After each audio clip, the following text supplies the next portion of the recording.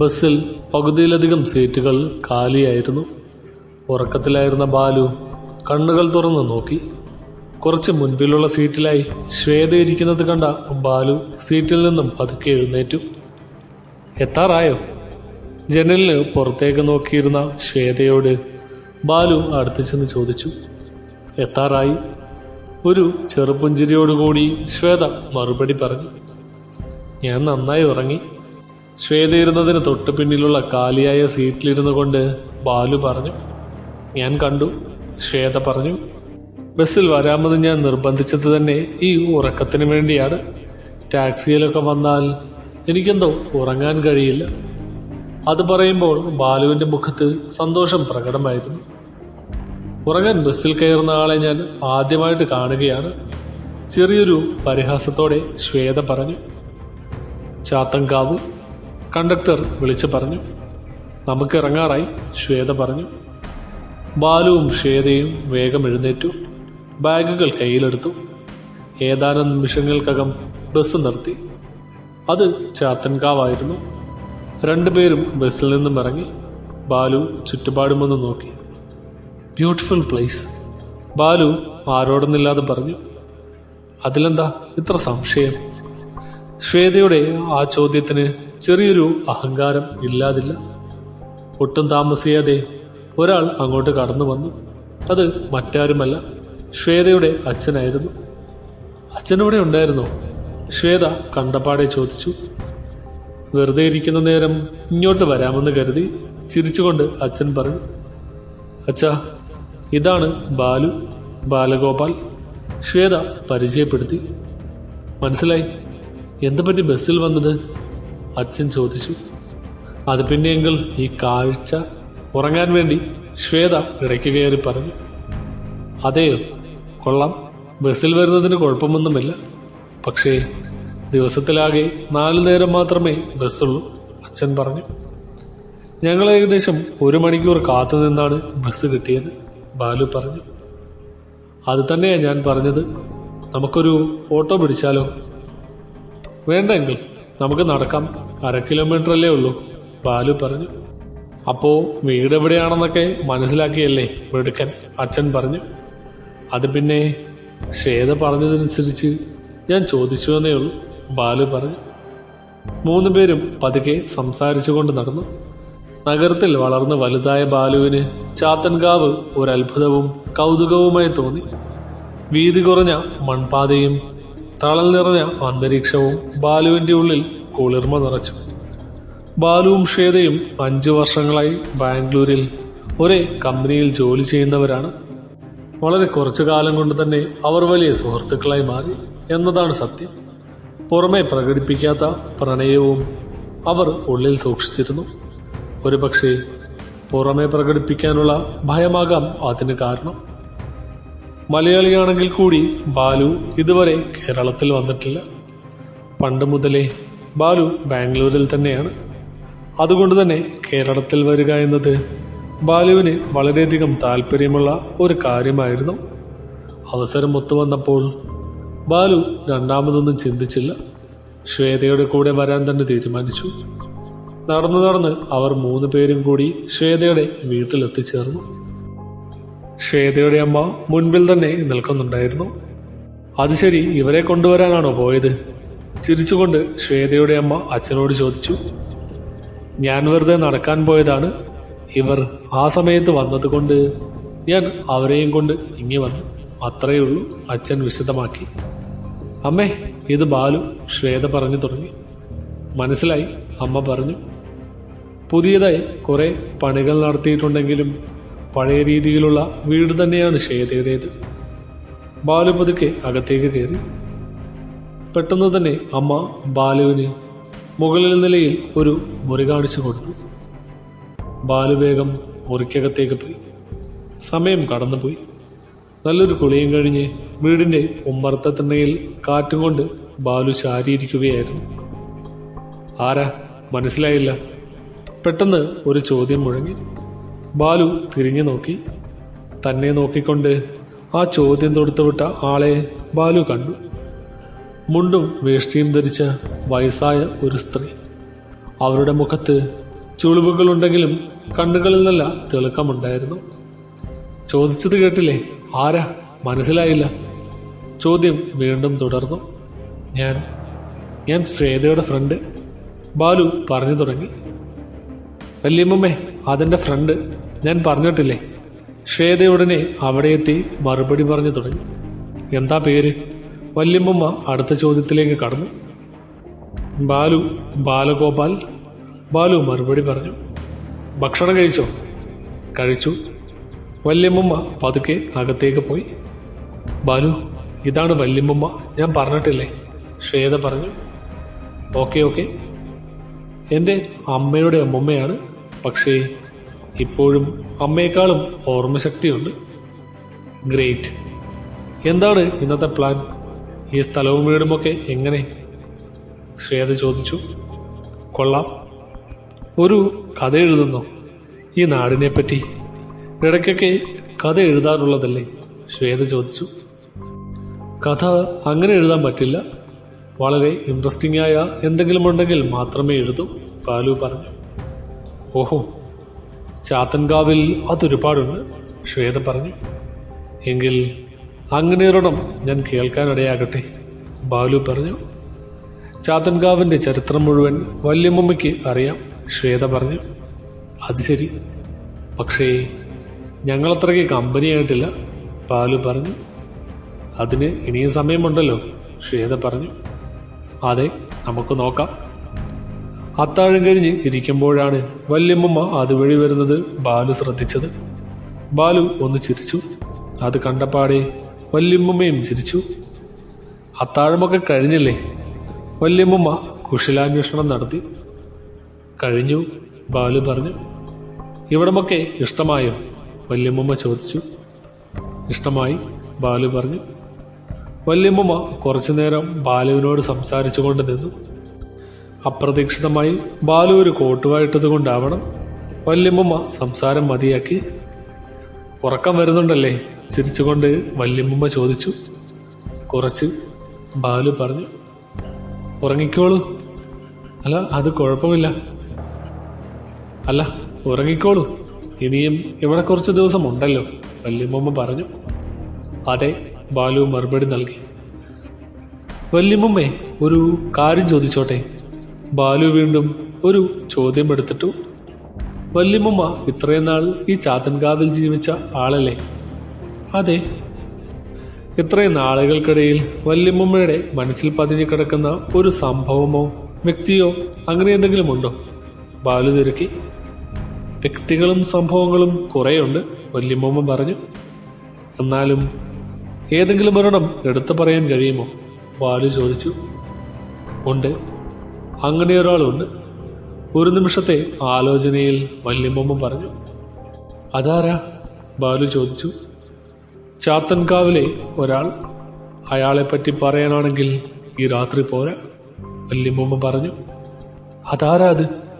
ആകാംക്ഷയോടെ ബാലു ചോദിച്ചു. ചന്തു. ഒരു കാലത്ത് ചാത്തൻകാവിലെ പലരുടെയും രക്ഷകനായിരുന്ന ചന്തു. ചാത്തൻ ചന്തു. അത് കേൾക്കുമ്പോൾ ബാലുവിൻ്റെ കണ്ണുകൾ വിടർന്നു. പിറ്റേ ദിവസം ബാലു കണ്ണു തുറന്നു നോക്കിയപ്പോൾ നേരം വെളുത്തിരുന്നു. ആലസ്യത്തോടെ ഒരു കോട്ടുവായിട്ടുകൊണ്ട് എഴുന്നേറ്റു. പതുക്കെ അതേ ആലസ്യത്തിൽ മുറിയുടെ പുറത്തേക്ക് നടന്നു. വീടിൻ്റെ ഉമ്മറത്തെത്തിയപ്പോൾ ശ്വേത അവിടെ ഉണ്ടായിരുന്നു. ബാലു ഒന്ന് ചിരിച്ചു. നേരത്തെ ആണല്ലോ, ശ്വേത പരിഹാസത്തോടെ പറഞ്ഞു. ആണോ? അതെ. കൊള്ളാം. നന്നായി ഉറങ്ങാൻ കഴിഞ്ഞോ? ശ്വേത ചോദിച്ചു. നന്നായി ഉറങ്ങി, ബാലു പറഞ്ഞു. അതെയോ? കേട്ടതിൽ സന്തോഷം. പിന്നെ ഒരു കാര്യം. എന്താ? ഈ ചാത്തൻ ചന്തുവിനെ പരിചയമുണ്ടോ? ബാലു ചോദിച്ചു. ചാത്തൻ ചന്തു കേട്ടിട്ടുണ്ട്. ചാത്തൻ ചന്തുവിനെ പറ്റിയുള്ള കഥകൾ കേട്ടിട്ടുണ്ട്, ശ്വേത പറഞ്ഞു. ചാത്തൻ ചന്തുവിനെ പറ്റി ഒന്നറിഞ്ഞാൽ കൊള്ളാമെന്നുണ്ട്, ബാലു പറഞ്ഞു. ഓഹോ, കഥ മാത്രമാണോ അതോ സത്യമാണോ? ബാലു ചോദിച്ചു. എനിക്കറിയില്ല, ശ്വേത പറഞ്ഞു. ഇന്നലെ വല്യമ്മയാണ് പറഞ്ഞത്, ബാലു പറഞ്ഞു. അത് ശരി. വല്യമ്മ ആവേശത്തോടെ അത് പറയുമ്പോൾ ഞാൻ ആശ്ചര്യപ്പെട്ടു പോയി, ബാലു പറഞ്ഞു. എന്തായാലും ചന്തുവിനെപ്പറ്റി എല്ലാം അറിയണമെന്ന് ബാലുവിന് തോന്നി. അതിനായി വീണ്ടും വല്യമ്മയുടെ അടുത്ത് പോകാൻ തീരുമാനിച്ചു. എന്താ മോനെ, ഉറക്കമൊക്കെ ശരിയായോ? ബാലുവിനെ കണ്ടപാടെ വല്യമ്മ ചോദിച്ചു. സുഖമായി ഉറങ്ങി, ബാലു പറഞ്ഞു. നന്നായി. പിന്നെ ഞാനൊരു കാര്യം ചോദിക്കാൻ വന്നതാണ്, ബാലു പറഞ്ഞു. എന്താ മോനെ? ഇന്നലെ ഒരു കഥ പറഞ്ഞില്ലേ, ഒരു ചന്തു? അതെ, ചാത്തൻ ചന്തു. അത് ശരിക്കുമുള്ള കഥയാണോ അതോ? എന്താ സംശയം? വല്യമ്മ നേരിട്ട് കണ്ടിട്ടുണ്ടോ? ശ്വേതയായിരുന്നു ആ ചോദ്യങ്ങൾ ചോദിച്ചത്. എനിക്കറിയാം, ആരും അത്ര പെട്ടെന്ന് വിശ്വസിക്കില്ല.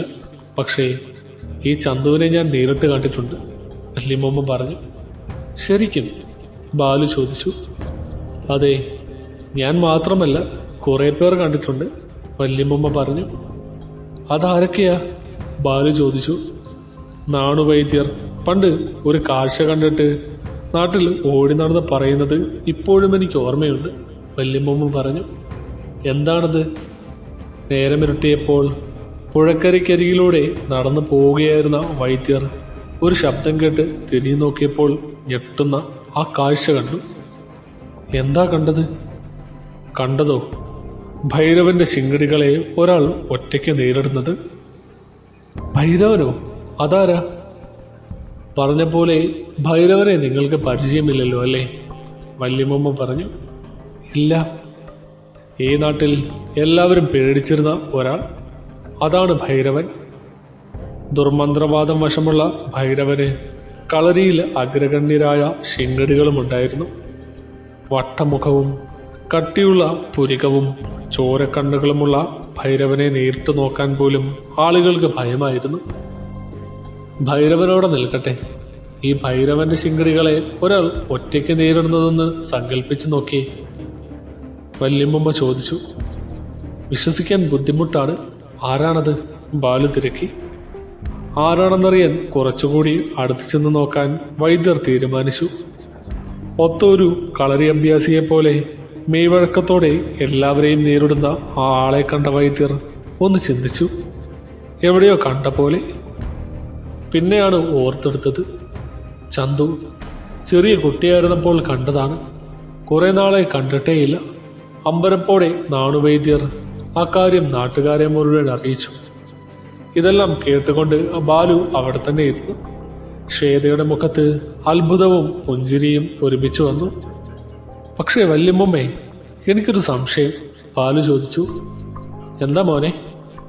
ചന്തു എല്ലാവരെയും നേരിടുന്നത് കണ്ട വൈദ്യർ ഞെട്ടിയെന്നല്ലേ പറഞ്ഞത്? അതെ. അതെന്തിനാണ് ഞെട്ടിയത്? ചന്തുവിനെ പറ്റിയുള്ള എല്ലാവരുടെയും കാഴ്ചപ്പാട് വേറെ രീതിയിലായിരുന്നു, ബാലു ചോദിച്ചു. നല്ല ചോദ്യം. പക്ഷേ ഉത്തരം പറയണമെങ്കിൽ ഞാൻ ചന്തുവിൻ്റെ കഥ മുഴുവനും പറയണം, ആദ്യം മുതൽ, വല്യമ്മ പറഞ്ഞു. താല്പര്യമുണ്ടെങ്കിൽ ഞാൻ പറഞ്ഞു തരാം. കുറച്ചു കഴിഞ്ഞ് വന്നാൽ മതി. പക്ഷേ ഒരു ദിവസമൊന്നും പോരാ. മനസ്സിലായി. ആ കഥ കേൾക്കാൻ എനിക്ക് അതിയായ താല്പര്യമുണ്ട്, ബാലു പറഞ്ഞു. അതെയോ? അതേ വല്യമ്മേ. എങ്കിൽ ഞാൻ തയ്യാർ. നാളെ തന്നെ തുടങ്ങാം. പിന്നെന്താ, ചാത്തൻ ചന്തുവിനെ പറ്റി കേൾക്കാൻ ആഗ്രഹിച്ച് വീർപ്പുമുട്ടിയിരിക്കുകയാണ്, ബാലു പറഞ്ഞു. വല്യമ്മ അത് കേട്ട് ചിരിച്ചു. പിന്നീടുള്ള ദിവസങ്ങളിൽ ബാലു വല്യമ്മയുടെ അടുത്ത് നിന്നും കഥ കേൾക്കുന്ന തിരക്കിലായിരുന്നു. പലതവണയായി വല്യമ്മ ബാലുവിനോട് കഥ പറഞ്ഞു. എല്ലാം ബാലു ശ്രദ്ധയോടെ കേട്ടിരുന്നു. ഒരുപക്ഷെ ആ കഥയിൽ എന്തോ ഒരു ആകർഷണം ബാലുവിന് തോന്നിയിട്ടുണ്ടാകണം. ആ കഥ ബാലു കടലാസുകളിൽ കുറിച്ചിടുന്നുണ്ടായിരുന്നു. അങ്ങനെ ഒരാഴ്ച കടന്നുപോയി.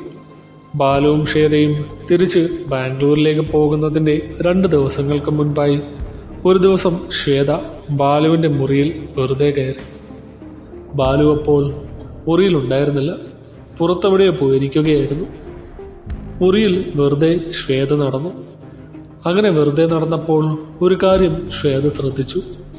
അവിടെയുള്ള മേശയിൽ കുറെ കടലാസുകൾ അടുക്കി വെച്ചിരിക്കുന്നത് ശ്വേത കണ്ടു. ശ്വേത കൗതുകത്തോടെ ആ കടലാസുകളെടുത്ത് നോക്കി. അതിൽ എഴുതിയിരിക്കുന്നത് എന്താണെന്ന് നോക്കി. ശ്വേതയുടെ കൗതുകം വീണ്ടും കൂടി. ആദ്യത്തെ കടലാസിൽ തന്നെ ഒരു തലക്കെട്ട് കാണാമായിരുന്നു. ചാത്തൻ ചന്തു. ഈ ചന്തു ബാലുവിനെ വിടുന്ന മട്ടില്ലല്ലോ, ചിരിച്ചുകൊണ്ട് ശ്വേത പറഞ്ഞു. കടലാസുകൾ ശ്വേത കയ്യിലെടുത്ത് ഓരോന്നായി ചികഞ്ഞു നോക്കി.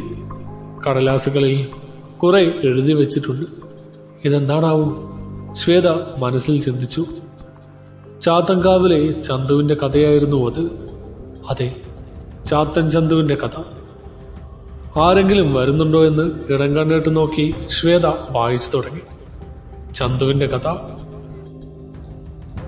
വർഷങ്ങൾക്ക് മുൻപ് ഒരു രാത്രി ദൂരെ എവിടെയോ നിന്നോ 2 പേർ ചാത്തൻകാവിലേക്ക്. കുട്ടപ്പനും നീലിയും. സ്വന്തം നാട്ടിൽ നിൽക്കാൻ കഴിയാത്ത അവസ്ഥ വന്നപ്പോൾ ഓടി വന്നതാണ്. ചാത്തൻകാവ് അവർക്ക് പുതിയൊരു അനുഭവമായിരുന്നു. തീർത്തും പുതിയ സ്ഥലം, പുതിയ ആളുകൾ. എന്നാലും അവരെ സഹായിക്കാൻ മനസ്സുള്ള പലരും ചാത്തൻകാവിലുണ്ടായിരുന്നു. ചായക്കട നടത്തുന്ന പങ്കനാണ് ആദ്യം അവരെ സഹായിക്കാൻ ഉത്സാഹം കാണിച്ചത്. പുഴക്കരയിൽ ചെറിയൊരു കൂര കെട്ടി താമസവും തുടങ്ങിയ കുട്ടപ്പനും നീലിയും ആ നാട്ടിൽ തന്നെ വീട്ടുപണിയും കൃഷിപ്പണിയും ചെയ്ത് ജീവിച്ചു പോന്നു. അതിനിടയിൽ അവർക്കൊരു കുഞ്ഞുണ്ടാകുന്നത് അവനവർ ചന്തുവെന്ന് പേരിട്ടു. ദിവസങ്ങൾ കടന്നുപോയി.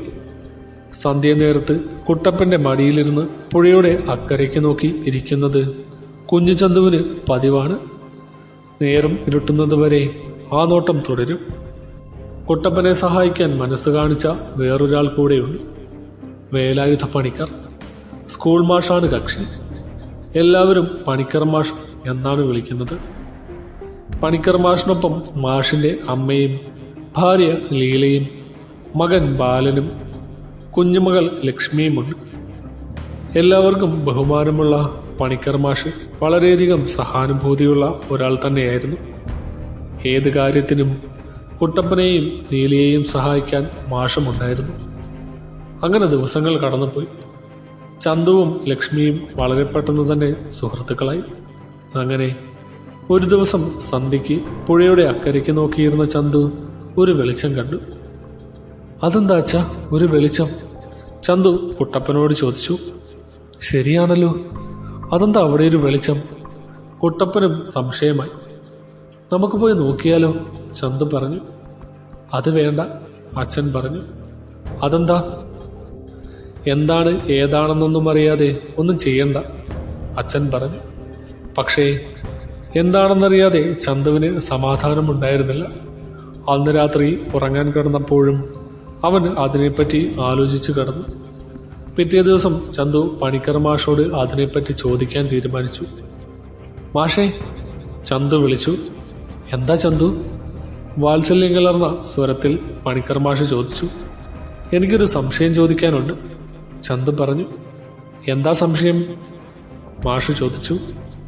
ഇന്നലെ സന്ധ്യയ്ക്ക് പുഴയുടെ അക്കരെ ഒരു വെളിച്ചം കണ്ടു.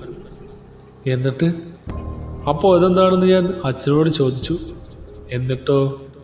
അച്ഛൻ അറിയില്ല എന്ന് പറഞ്ഞു. അത് ശരി. അത് എന്തിൻ്റെ വെളിച്ചമാണെന്ന് മാഷിനറിയാമോ? ചന്തു ചോദിച്ചു. അത് തോന്നിയതാകും, മാഷ് പറഞ്ഞു. അല്ല മാഷേ, തോന്നിയതല്ല, ഞാൻ കണ്ടതാ, ഉറപ്പാ, ചന്തു പറഞ്ഞു. അത്രയ്ക്ക് ഉറപ്പാണോ? മാഷ് ചോദിച്ചു. അതെ മാഷേ.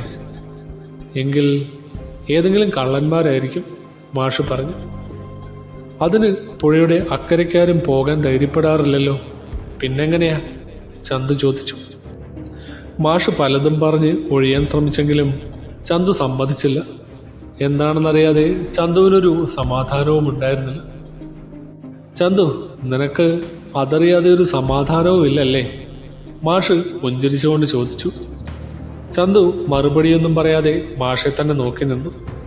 എന്നാ കേട്ടോളൂ, പുഴയ്ക്കക്കരെ ഇതിനു മുമ്പും പലപ്പോഴും വെളിച്ചം കണ്ടിട്ടുണ്ട്. ചന്തു പറഞ്ഞത് ശരിയാണ്. പുഴയ്ക്കക്കരയ്ക്ക് പോകാൻ ആരും ധൈര്യപ്പെടാറില്ല. അതെന്തുകൊണ്ടാണെന്ന് ചന്തുവിനറിയുമോ? ഇല്ല മാഷേ, ചന്തു പറഞ്ഞു. ആളുകളുടെ ആ പേടിക്ക് പിന്നിൽ ഈ കണ്ട വെളിച്ചം തന്നെയാണ്, മാഷ് പറഞ്ഞു. എന്നുവെച്ചാ? ചന്തു സംശയത്തോടെ ചോദിച്ചു. അവിടെ വരുന്നവർ സാധാരണക്കാരല്ല, സിനോണിൽ നിന്നും വരുന്ന ഗോത്രവർഗക്കാരാണ്. പല മാന്ത്രിക വിദ്യകളും അറിയുന്നവരാണവർ. അവരുടെ മുൻപിൽ ചെന്നപ്പെട്ടാൽ പിന്നെന്താണ് സംഭവിക്കുന്നതെന്ന് ആർക്കും പറയാൻ കഴിയില്ല, മാഷ് പറഞ്ഞു. എന്ത് മാന്ത്രിക വിദ്യകളാ? ചന്തു ചോദിച്ചു. അറിയില്ല, മാഷ് പറഞ്ഞു. ഇതിനു മുൻപ് ആരെങ്കിലും അക്കരയ്ക്ക് പോയിട്ടുണ്ടോ? ചന്തു സംശയത്തോടെ ചോദിച്ചു. എൻ്റെ അറിവിൽ ഒരാൾ പോയിട്ടുണ്ട്. കുന്നിൻചെരുവിൽ താമസിച്ചിരുന്ന നാരായണൻകുട്ടി. വർഷങ്ങൾക്ക് മുൻപാണ്. നാരായണൻകുട്ടി ഒറ്റയ്ക്കാണ് ജീവിച്ചിരുന്നത്. അച്ഛനും അമ്മയും ചെറുപ്പത്തിലെ മരിച്ചുപോയി. നാട്ടുകാരൊക്കെ നാരായണൻകുട്ടിയെ ഒരു ഭ്രാന്തനെ പോലെയാണ് കണ്ടിരുന്നത്. നിരാശയോടെയാണ് നാരായണൻകുട്ടി ജീവിച്ചിരുന്നത്. ഒടുവിൽ മനംനൊന്ത് നാരായണൻകുട്ടി ആത്മഹത്യ ചെയ്യാൻ തീരുമാനിച്ചു. അതിനായി നാരായണൻകുട്ടി തിരഞ്ഞെടുത്ത രീതിയും വ്യത്യസ്തമായിരുന്നു. എല്ലാവരും പോകാൻ മടിച്ച ആ സ്ഥലത്തേക്ക് പോകാനാണ് നാരായണൻകുട്ടി തീരുമാനിച്ചത്. പുഴയുടെ അക്കരയ്ക്ക് പോകുന്നത് പലരും കണ്ടിട്ടുണ്ട്. പക്ഷേ വർഷങ്ങൾ എത്രയായിട്ടും നാരായണൻകുട്ടി തിരിച്ചു വന്നിട്ടില്ല. എന്താണ് പറ്റിയതെന്ന് ആർക്കും അറിയില്ല. മാഷത് പറഞ്ഞു നിർത്തിയപ്പോൾ ചന്തുവിൻ്റെ മുഖം ആകാംക്ഷാഭരിതമായിരുന്നു. ചന്തു പേടിക്കണ്ട, പുഴയുടെ അക്കരെ എന്ത് വേണമെങ്കിലും സംഭവിച്ചോട്ടെ, അത് നോക്കാൻ പോകണ്ട, മാഷ് പറഞ്ഞു. ചന്തു തലയാട്ടി. ചന്തു സംശയത്തോടെ വീട്ടിലേക്ക് നടന്നു. നടക്കുമ്പോഴും ചന്തുവിൻ്റെ ചിന്ത മാഷ് പറഞ്ഞതിനെക്കുറിച്ച് തന്നെയായിരുന്നു. ചന്തു, അച്ഛൻ ഈ കാര്യം പറയുന്നത് ഞാനും കേട്ടിട്ടുണ്ട്, ലക്ഷ്മി ചന്തുവിനോട് പറഞ്ഞു. അതെയോ? അവർ എന്തിനാകും സിലോണിൽ നിന്നും ഇവിടെ വരുന്നത്? ചന്തു ചോദിച്ചു. അതറിയില്ല, ലക്ഷ്മി പറഞ്ഞു. അത് പിന്നെ ആർക്കാണ് അറിയുക? ചന്തു ചോദിച്ചു. അതും എനിക്കറിയില്ല. ചിലപ്പോൾ ഭൈരവൻ അറിയുമായിരിക്കും, ലക്ഷ്മി പറഞ്ഞു. ഭൈരവനോ? ചന്തു സംശയത്തോടെ ചോദിച്ചു. അതെ, ഭൈരവനെ അറിയില്ലേ? ഇല്ല. അച്ഛൻ പറഞ്ഞ് കേട്ടിട്ടുള്ളതാ. കുന്നിൻ്റെ വടക്ക് ഭാഗത്താണ് താമസം. അതും ഒറ്റയ്ക്ക്. ദുർമന്ത്രവാദവും ചാത്തൻ സേവയും വശമുണ്ട്. അങ്ങോട്ട് പോകാൻ ആർക്കും ധൈര്യമില്ല, ലക്ഷ്മി പറഞ്ഞു. അതെയോ? ഭൈരവനെ കണ്ടാൽ തന്നെ പേടിയാകുമെന്നാണ് അച്ഛൻ പറഞ്ഞത്, ലക്ഷ്മി പറഞ്ഞു. ചന്തു എല്ലാം കേട്ടുകൊണ്ട് അങ്ങനെ നിന്നു. ഇത്രയും ഭയങ്കരനായ ഭൈരവനെ ഒന്ന് കണ്ടാൽ കൊള്ളാമെന്ന് ചന്തുവിൻ്റെ മനസ്സ് പറഞ്ഞു. പഞ്ചവൻ കുന്ന്. നട്ടുച്ച വെയിലിൽ ദാഹത്തോടെയാണ് ചന്തു അവിടെ എത്തിയത്. കുന്നിന് ചുറ്റും ചെറിയൊരു കാട് തന്നെയാണ്. കുന്നിൻ ചെരുവിൽ കിഴക്ക് വശത്ത് പൊട്ടിപ്പൊളിഞ്ഞ ഒരു വീട് കാണാമായിരുന്നു. അതായിരിക്കണം പണിക്കർ മാഷ് പറഞ്ഞ നാരായണൻകുട്ടിയുടെ വീട്. ചന്തു ഓർത്തെടുത്തു. ചന്തു കുന്നിൻ്റെ വടക്ക് ഭാഗത്തേക്ക് നടന്നു തുടങ്ങി. വടക്ക് ഭാഗത്ത് കുറച്ചു മാറി ചുറ്റും കാട് പിടിച്ചു കിടക്കുന്ന ഒരു വീട് കാണാൻ സാധിച്ചു. ചന്തു പതുക്കെ വീട് ലക്ഷ്യമാക്കി നടന്നു. വീടിനടുത്ത് എത്താറായപ്പോൾ രണ്ടുപേർ നിൽക്കുന്നത് ചന്തു ശ്രദ്ധിച്ചു. രണ്ട് മല്ലന്മാർ. ഭൈരവന്റെ ശിങ്കടികളാണ്. കളരി അഭ്യാസികളാണവർ. നേരെ അവരുടെ മുന്നിൽ ചെന്ന് പെടേണ്ട എന്ന് ചന്തു കരുതി കാണുന്നു. ആരും കാണാതെ വേറൊരു വശത്തുകൂടി ചന്തു നടന്നു. നടക്കുന്ന ശബ്ദം കേൾക്കാതിരിക്കാൻ, ഉണങ്ങിയ ഇലകളിൽ ചവിട്ടാതിരിക്കാൻ ചന്തു പ്രത്യേകം ശ്രദ്ധിച്ചു. വീടിൻ്റെ പിൻവശത്താണ് ചന്തു എത്തിച്ചേർന്നത്. വാതിൽ അടഞ്ഞു കിടക്കുകയായിരുന്നു. താഴെ തിളങ്ങുന്ന കണ്ണുകളുമായി ഒരു പൂച്ച ഇരിക്കുന്നുണ്ടായിരുന്നു. ചുമരിലുണ്ടായിരുന്ന രണ്ട് ജനലുകളും അടഞ്ഞു തന്നെ കിടക്കുകയായിരുന്നു. ചന്തു പതുക്കെ വീടിൻ്റെ വടക്ക് ഭാഗത്തേക്ക് നടന്നു. ശബ്ദം കേൾക്കാതിരിക്കാൻ ചന്തു പ്രത്യേകം ശ്രദ്ധിച്ചു. ഒരേയൊരു ജനലാണ് ആ വശത്തുണ്ടായിരുന്നത്. ജനൽപാളി കുറച്ച് തുറന്നാണ് കിടന്നിരുന്നത്. ചന്തു പതുക്കെ ജനലിനടുത്തേക്ക് ചെന്നു. പതുക്കെ ജനൽപാളി കുറച്ചുകൂടി തുറന്നു. ചന്തു അകത്തേക്ക് ഇടം കണ്ടുകൊണ്ട് നോക്കി. അകത്ത് വെളിച്ചം തീരെ കുറവായിരുന്നു. മങ്ങിയ ആ വെളിച്ചത്തിൽ രണ്ടുപേരുടെ രൂപം അവ്യക്തമായി ചന്തു കണ്ടു. അതിലൊരാൾ ഭൈരവൻ തന്നെയായിരിക്കണം.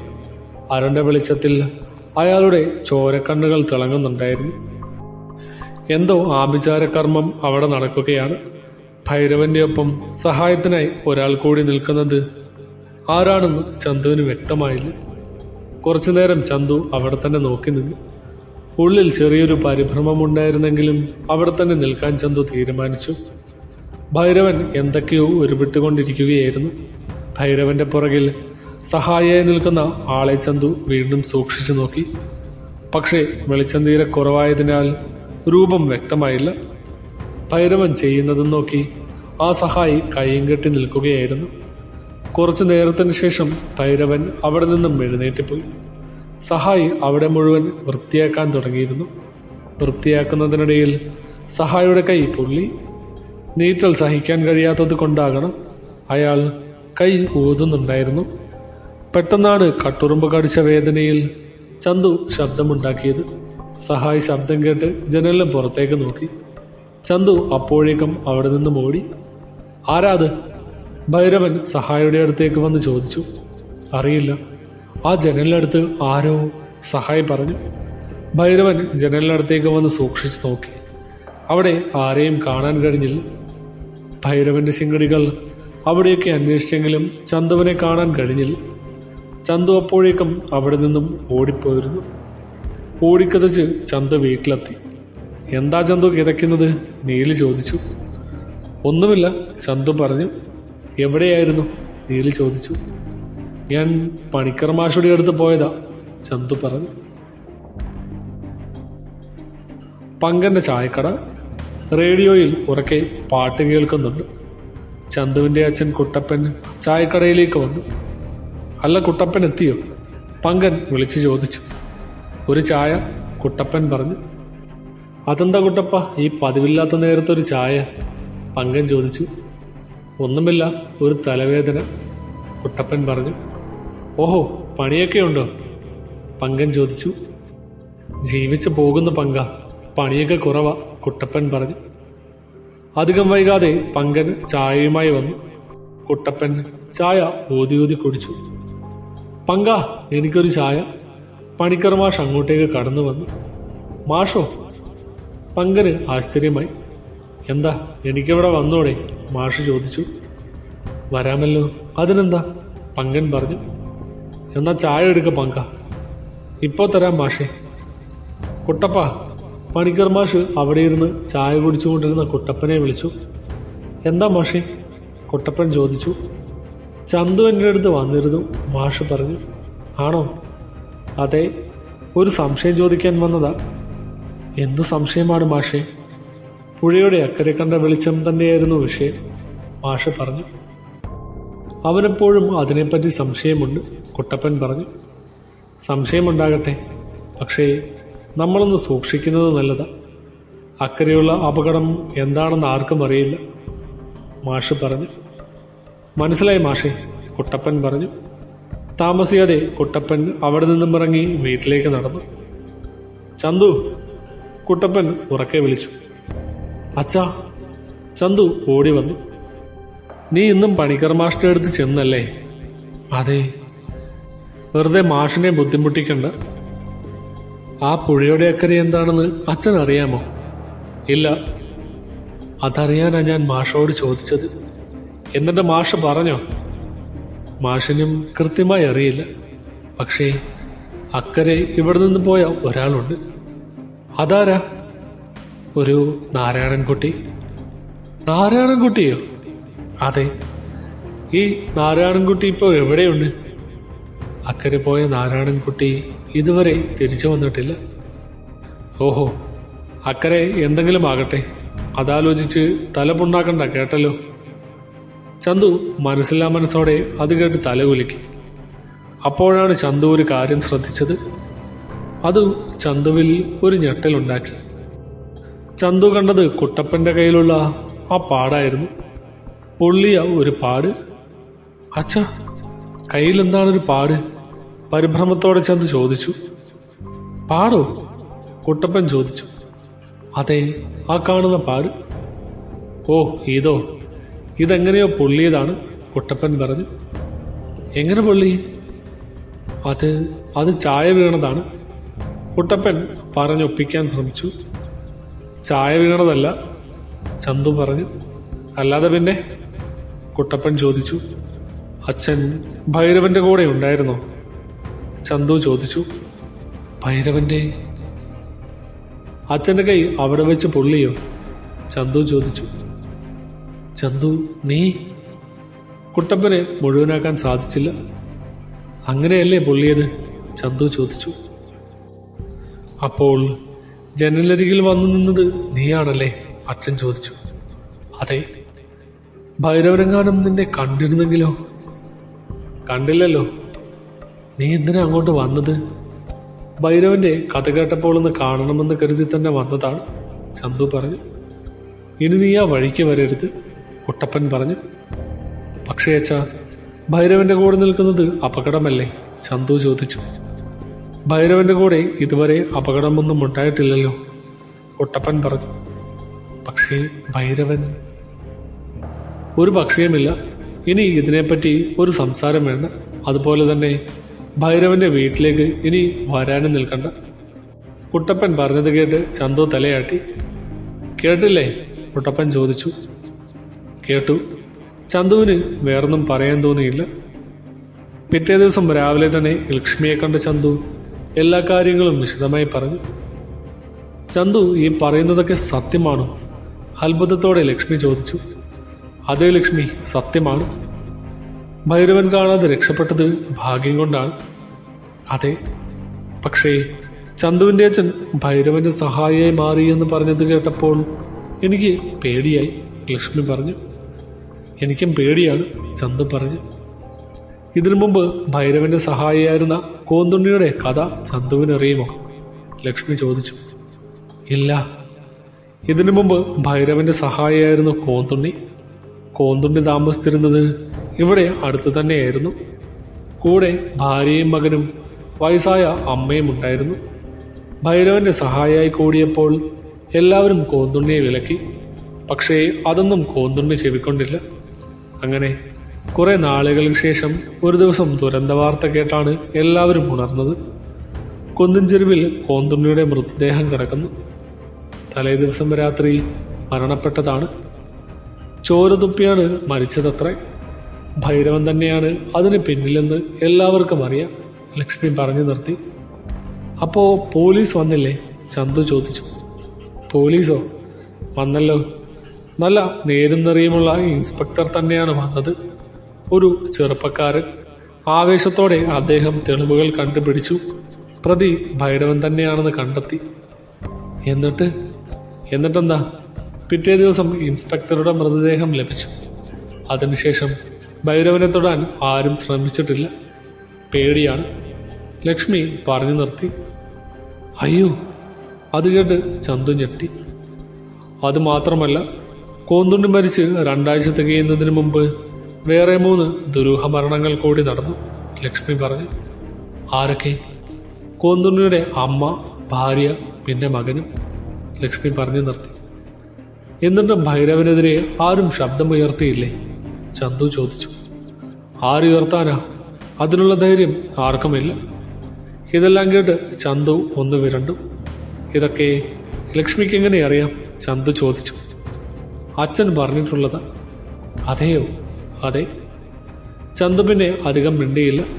അവിടെ നിന്നും ഇറങ്ങി നേരെ വീട്ടിലേക്ക് വെച്ച് പിടിച്ചു. വീട്ടിൽ ചെന്നപ്പോൾ കുട്ടപ്പൻ അവിടെ ഉണ്ടായിരുന്നില്ല. ഉള്ളിൽ നിറഞ്ഞ ഭയത്തോടെ ചന്തു അവിടെ ഇരുന്നു. ഭൈരവൻ അപകടമാണ്, അച്ഛനെ തടയണം, ചന്തു ചിന്തിച്ചു. നേരം കടന്നുപോയി. കുട്ടപ്പൻ വീട്ടിലെത്തി. വന്നു കയറിയ ഉടനെ ചന്തു കുട്ടപ്പൻ്റെ അടുത്തെത്തി. അച്ഛാ. എന്താ ചന്തു? ഇനി അങ്ങോട്ട് പോകണ്ട. എങ്ങോട്ട്? ചിരിച്ചുകൊണ്ട് കുട്ടപ്പൻ ചോദിച്ചു. ഭൈരവൻ, ചന്തു പറഞ്ഞു. നിന്നോട് ഞാൻ ഇന്നലെ എന്താ പറഞ്ഞത്? അപകടമാണ്. ഇതിനു മുമ്പ് ഭൈരവന്റെ സഹായിയായ കോന്തുണ്ണിയുടെ കഥ അച്ഛൻ അറിയാമോ? ചന്തു ചോദിച്ചു. കഥകൾ പലതുമുണ്ട് ഈ നാട്ടിൽ. പണിക്കർ മാഷ് അങ്ങനെ വെറുതെ പറയില്ല, ചന്തു പറഞ്ഞു. അപ്പോ അതാണ് കാര്യം. ചന്തു എത്ര പറഞ്ഞിട്ടും കുട്ടപ്പൻ വിട്ടുകൊടുത്തില്ല. എന്താ ഇവിടെ ഒരു ബഹളം? ശബ്ദം കേട്ട് നീലി അങ്ങോട്ട് വന്നു. ഒന്നുമില്ല, കുട്ടപ്പൻ പുച്ഛത്തോടെ പറഞ്ഞു. എന്നാൽ ചന്തു അടങ്ങി നിന്നില്ല. എല്ലാ കാര്യങ്ങളും നീലിയോട് പറഞ്ഞു. ഇത് കേട്ട നീലി ഞെട്ടിപ്പോയി. ചന്തു ചെയ്തതുപോലെ തന്നെ നീലിയും കുട്ടപ്പനെ വിലക്കി. പക്ഷേ ഒരു വിധത്തിലും കുട്ടപ്പൻ സമ്മതിച്ചില്ല. അതൊരു കലഹത്തിലാണ് അവസാനിച്ചത്. നേരം പിന്നെയും കടന്നുപോയി. ഇരുട്ട് വീണ് കഴിഞ്ഞിരുന്നു. കുട്ടപ്പ, ഒരു വിളി വീടിന് പുറത്തു നിന്നും കേട്ടു. കുട്ടപ്പൻ പുറത്തേക്ക് ചെന്നു. അത് പണിക്കർ മാഷായിരുന്നു. അല്ല മാഷേ? കുട്ടപ്പൻ ചോദിച്ചു. അതെ, മാഷ് തന്നെ. അകത്തേക്ക് വരൂ മാഷേ. ഞാൻ ഇവിടെ നിന്നോളാം. ഒരു കാര്യം പറയാൻ വന്നതാണ്.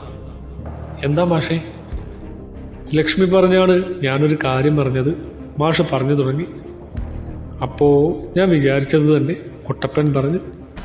അതെനിക്കറിയില്ല, പക്ഷേ ഇപ്പോൾ കുട്ടപ്പൻ ചെയ്യുന്ന ജോലി അപകടമാണ്, മാഷ് പറഞ്ഞു. മാഷ് എന്തിനെ ഈ നുണക്കഥ കുട്ടികളുടെ അടുത്ത് പറയുന്നത്? കുട്ടപ്പൻ ചോദിച്ചു. നുണക്കഥയോ? ഒരിക്കലുമല്ല, സത്യമാണ്. കുട്ടപ്പന്റെ മുഖത്ത് ഭാവവ്യത്യാസം ഒന്നും ഉണ്ടായില്ല. കുട്ടപ്പ, ഞാൻ പറയുന്നത് വിശ്വസിച്ചേ പറ്റൂ, പണിക്കർ മാഷ് പറഞ്ഞു. എൻ്റെ മാഷേ, ഇപ്പോൾ പണിയൊക്കെ കുറവാണ്. ഭൈരവന്റെ സഹായിയായി ചേർന്നപ്പോൾ മുതൽ പച്ചപ്പിടിച്ച് വരികയാണ്, കുട്ടപ്പൻ പറഞ്ഞു.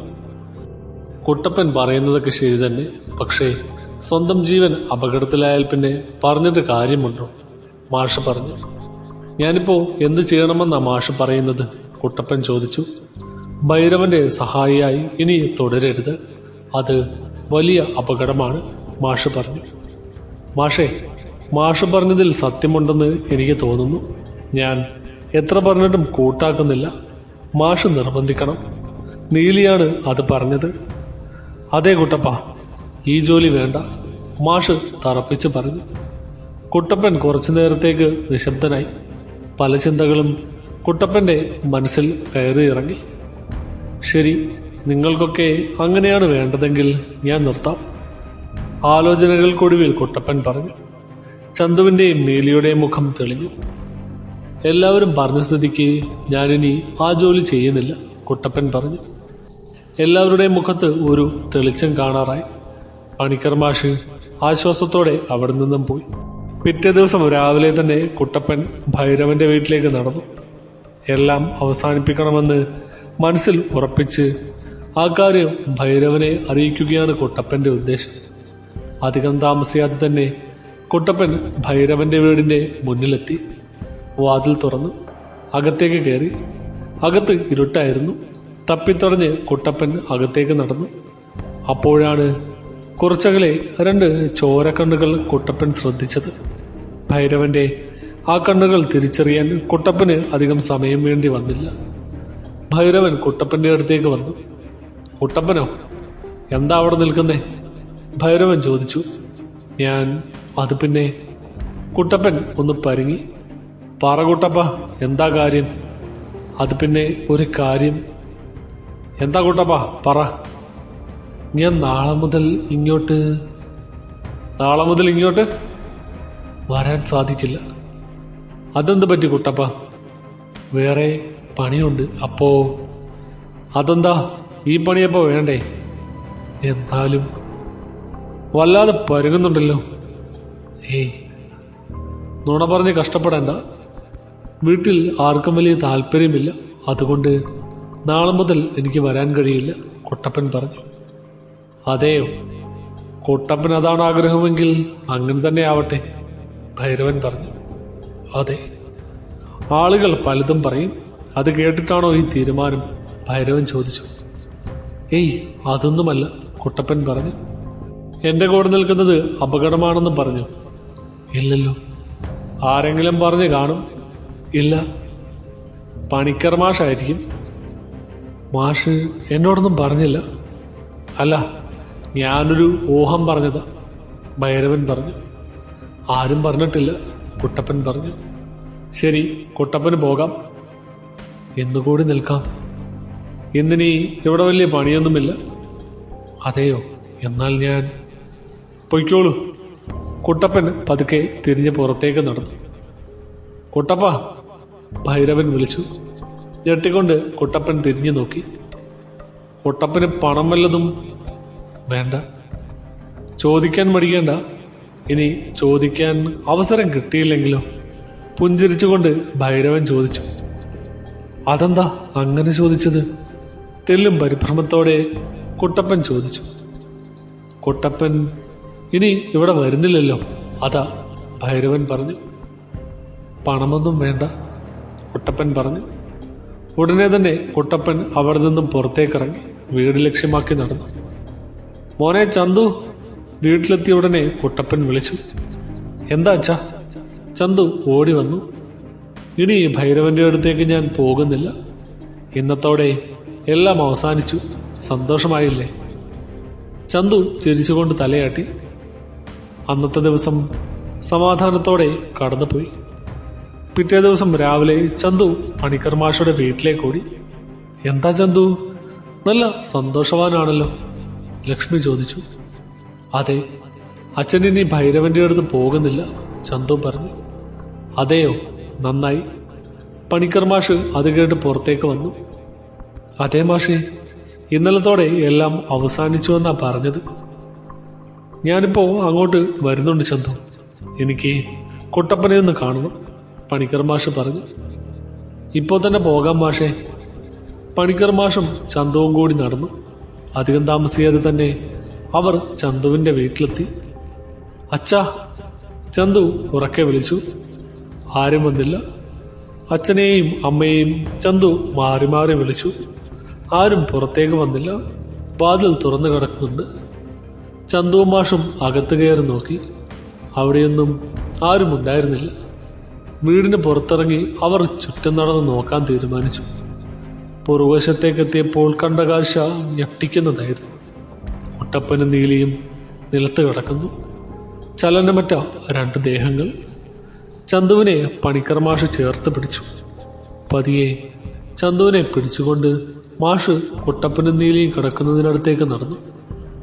വിരലുകൾ മൂക്കിനടിയിൽ വെച്ച് നോക്കി മാഷ് ഒരു കാര്യം ഉറപ്പിച്ചു. കുട്ടപ്പനും നീലിയും മരണപ്പെട്ട് കഴിഞ്ഞിരിക്കുന്നുവെന്ന കാര്യം.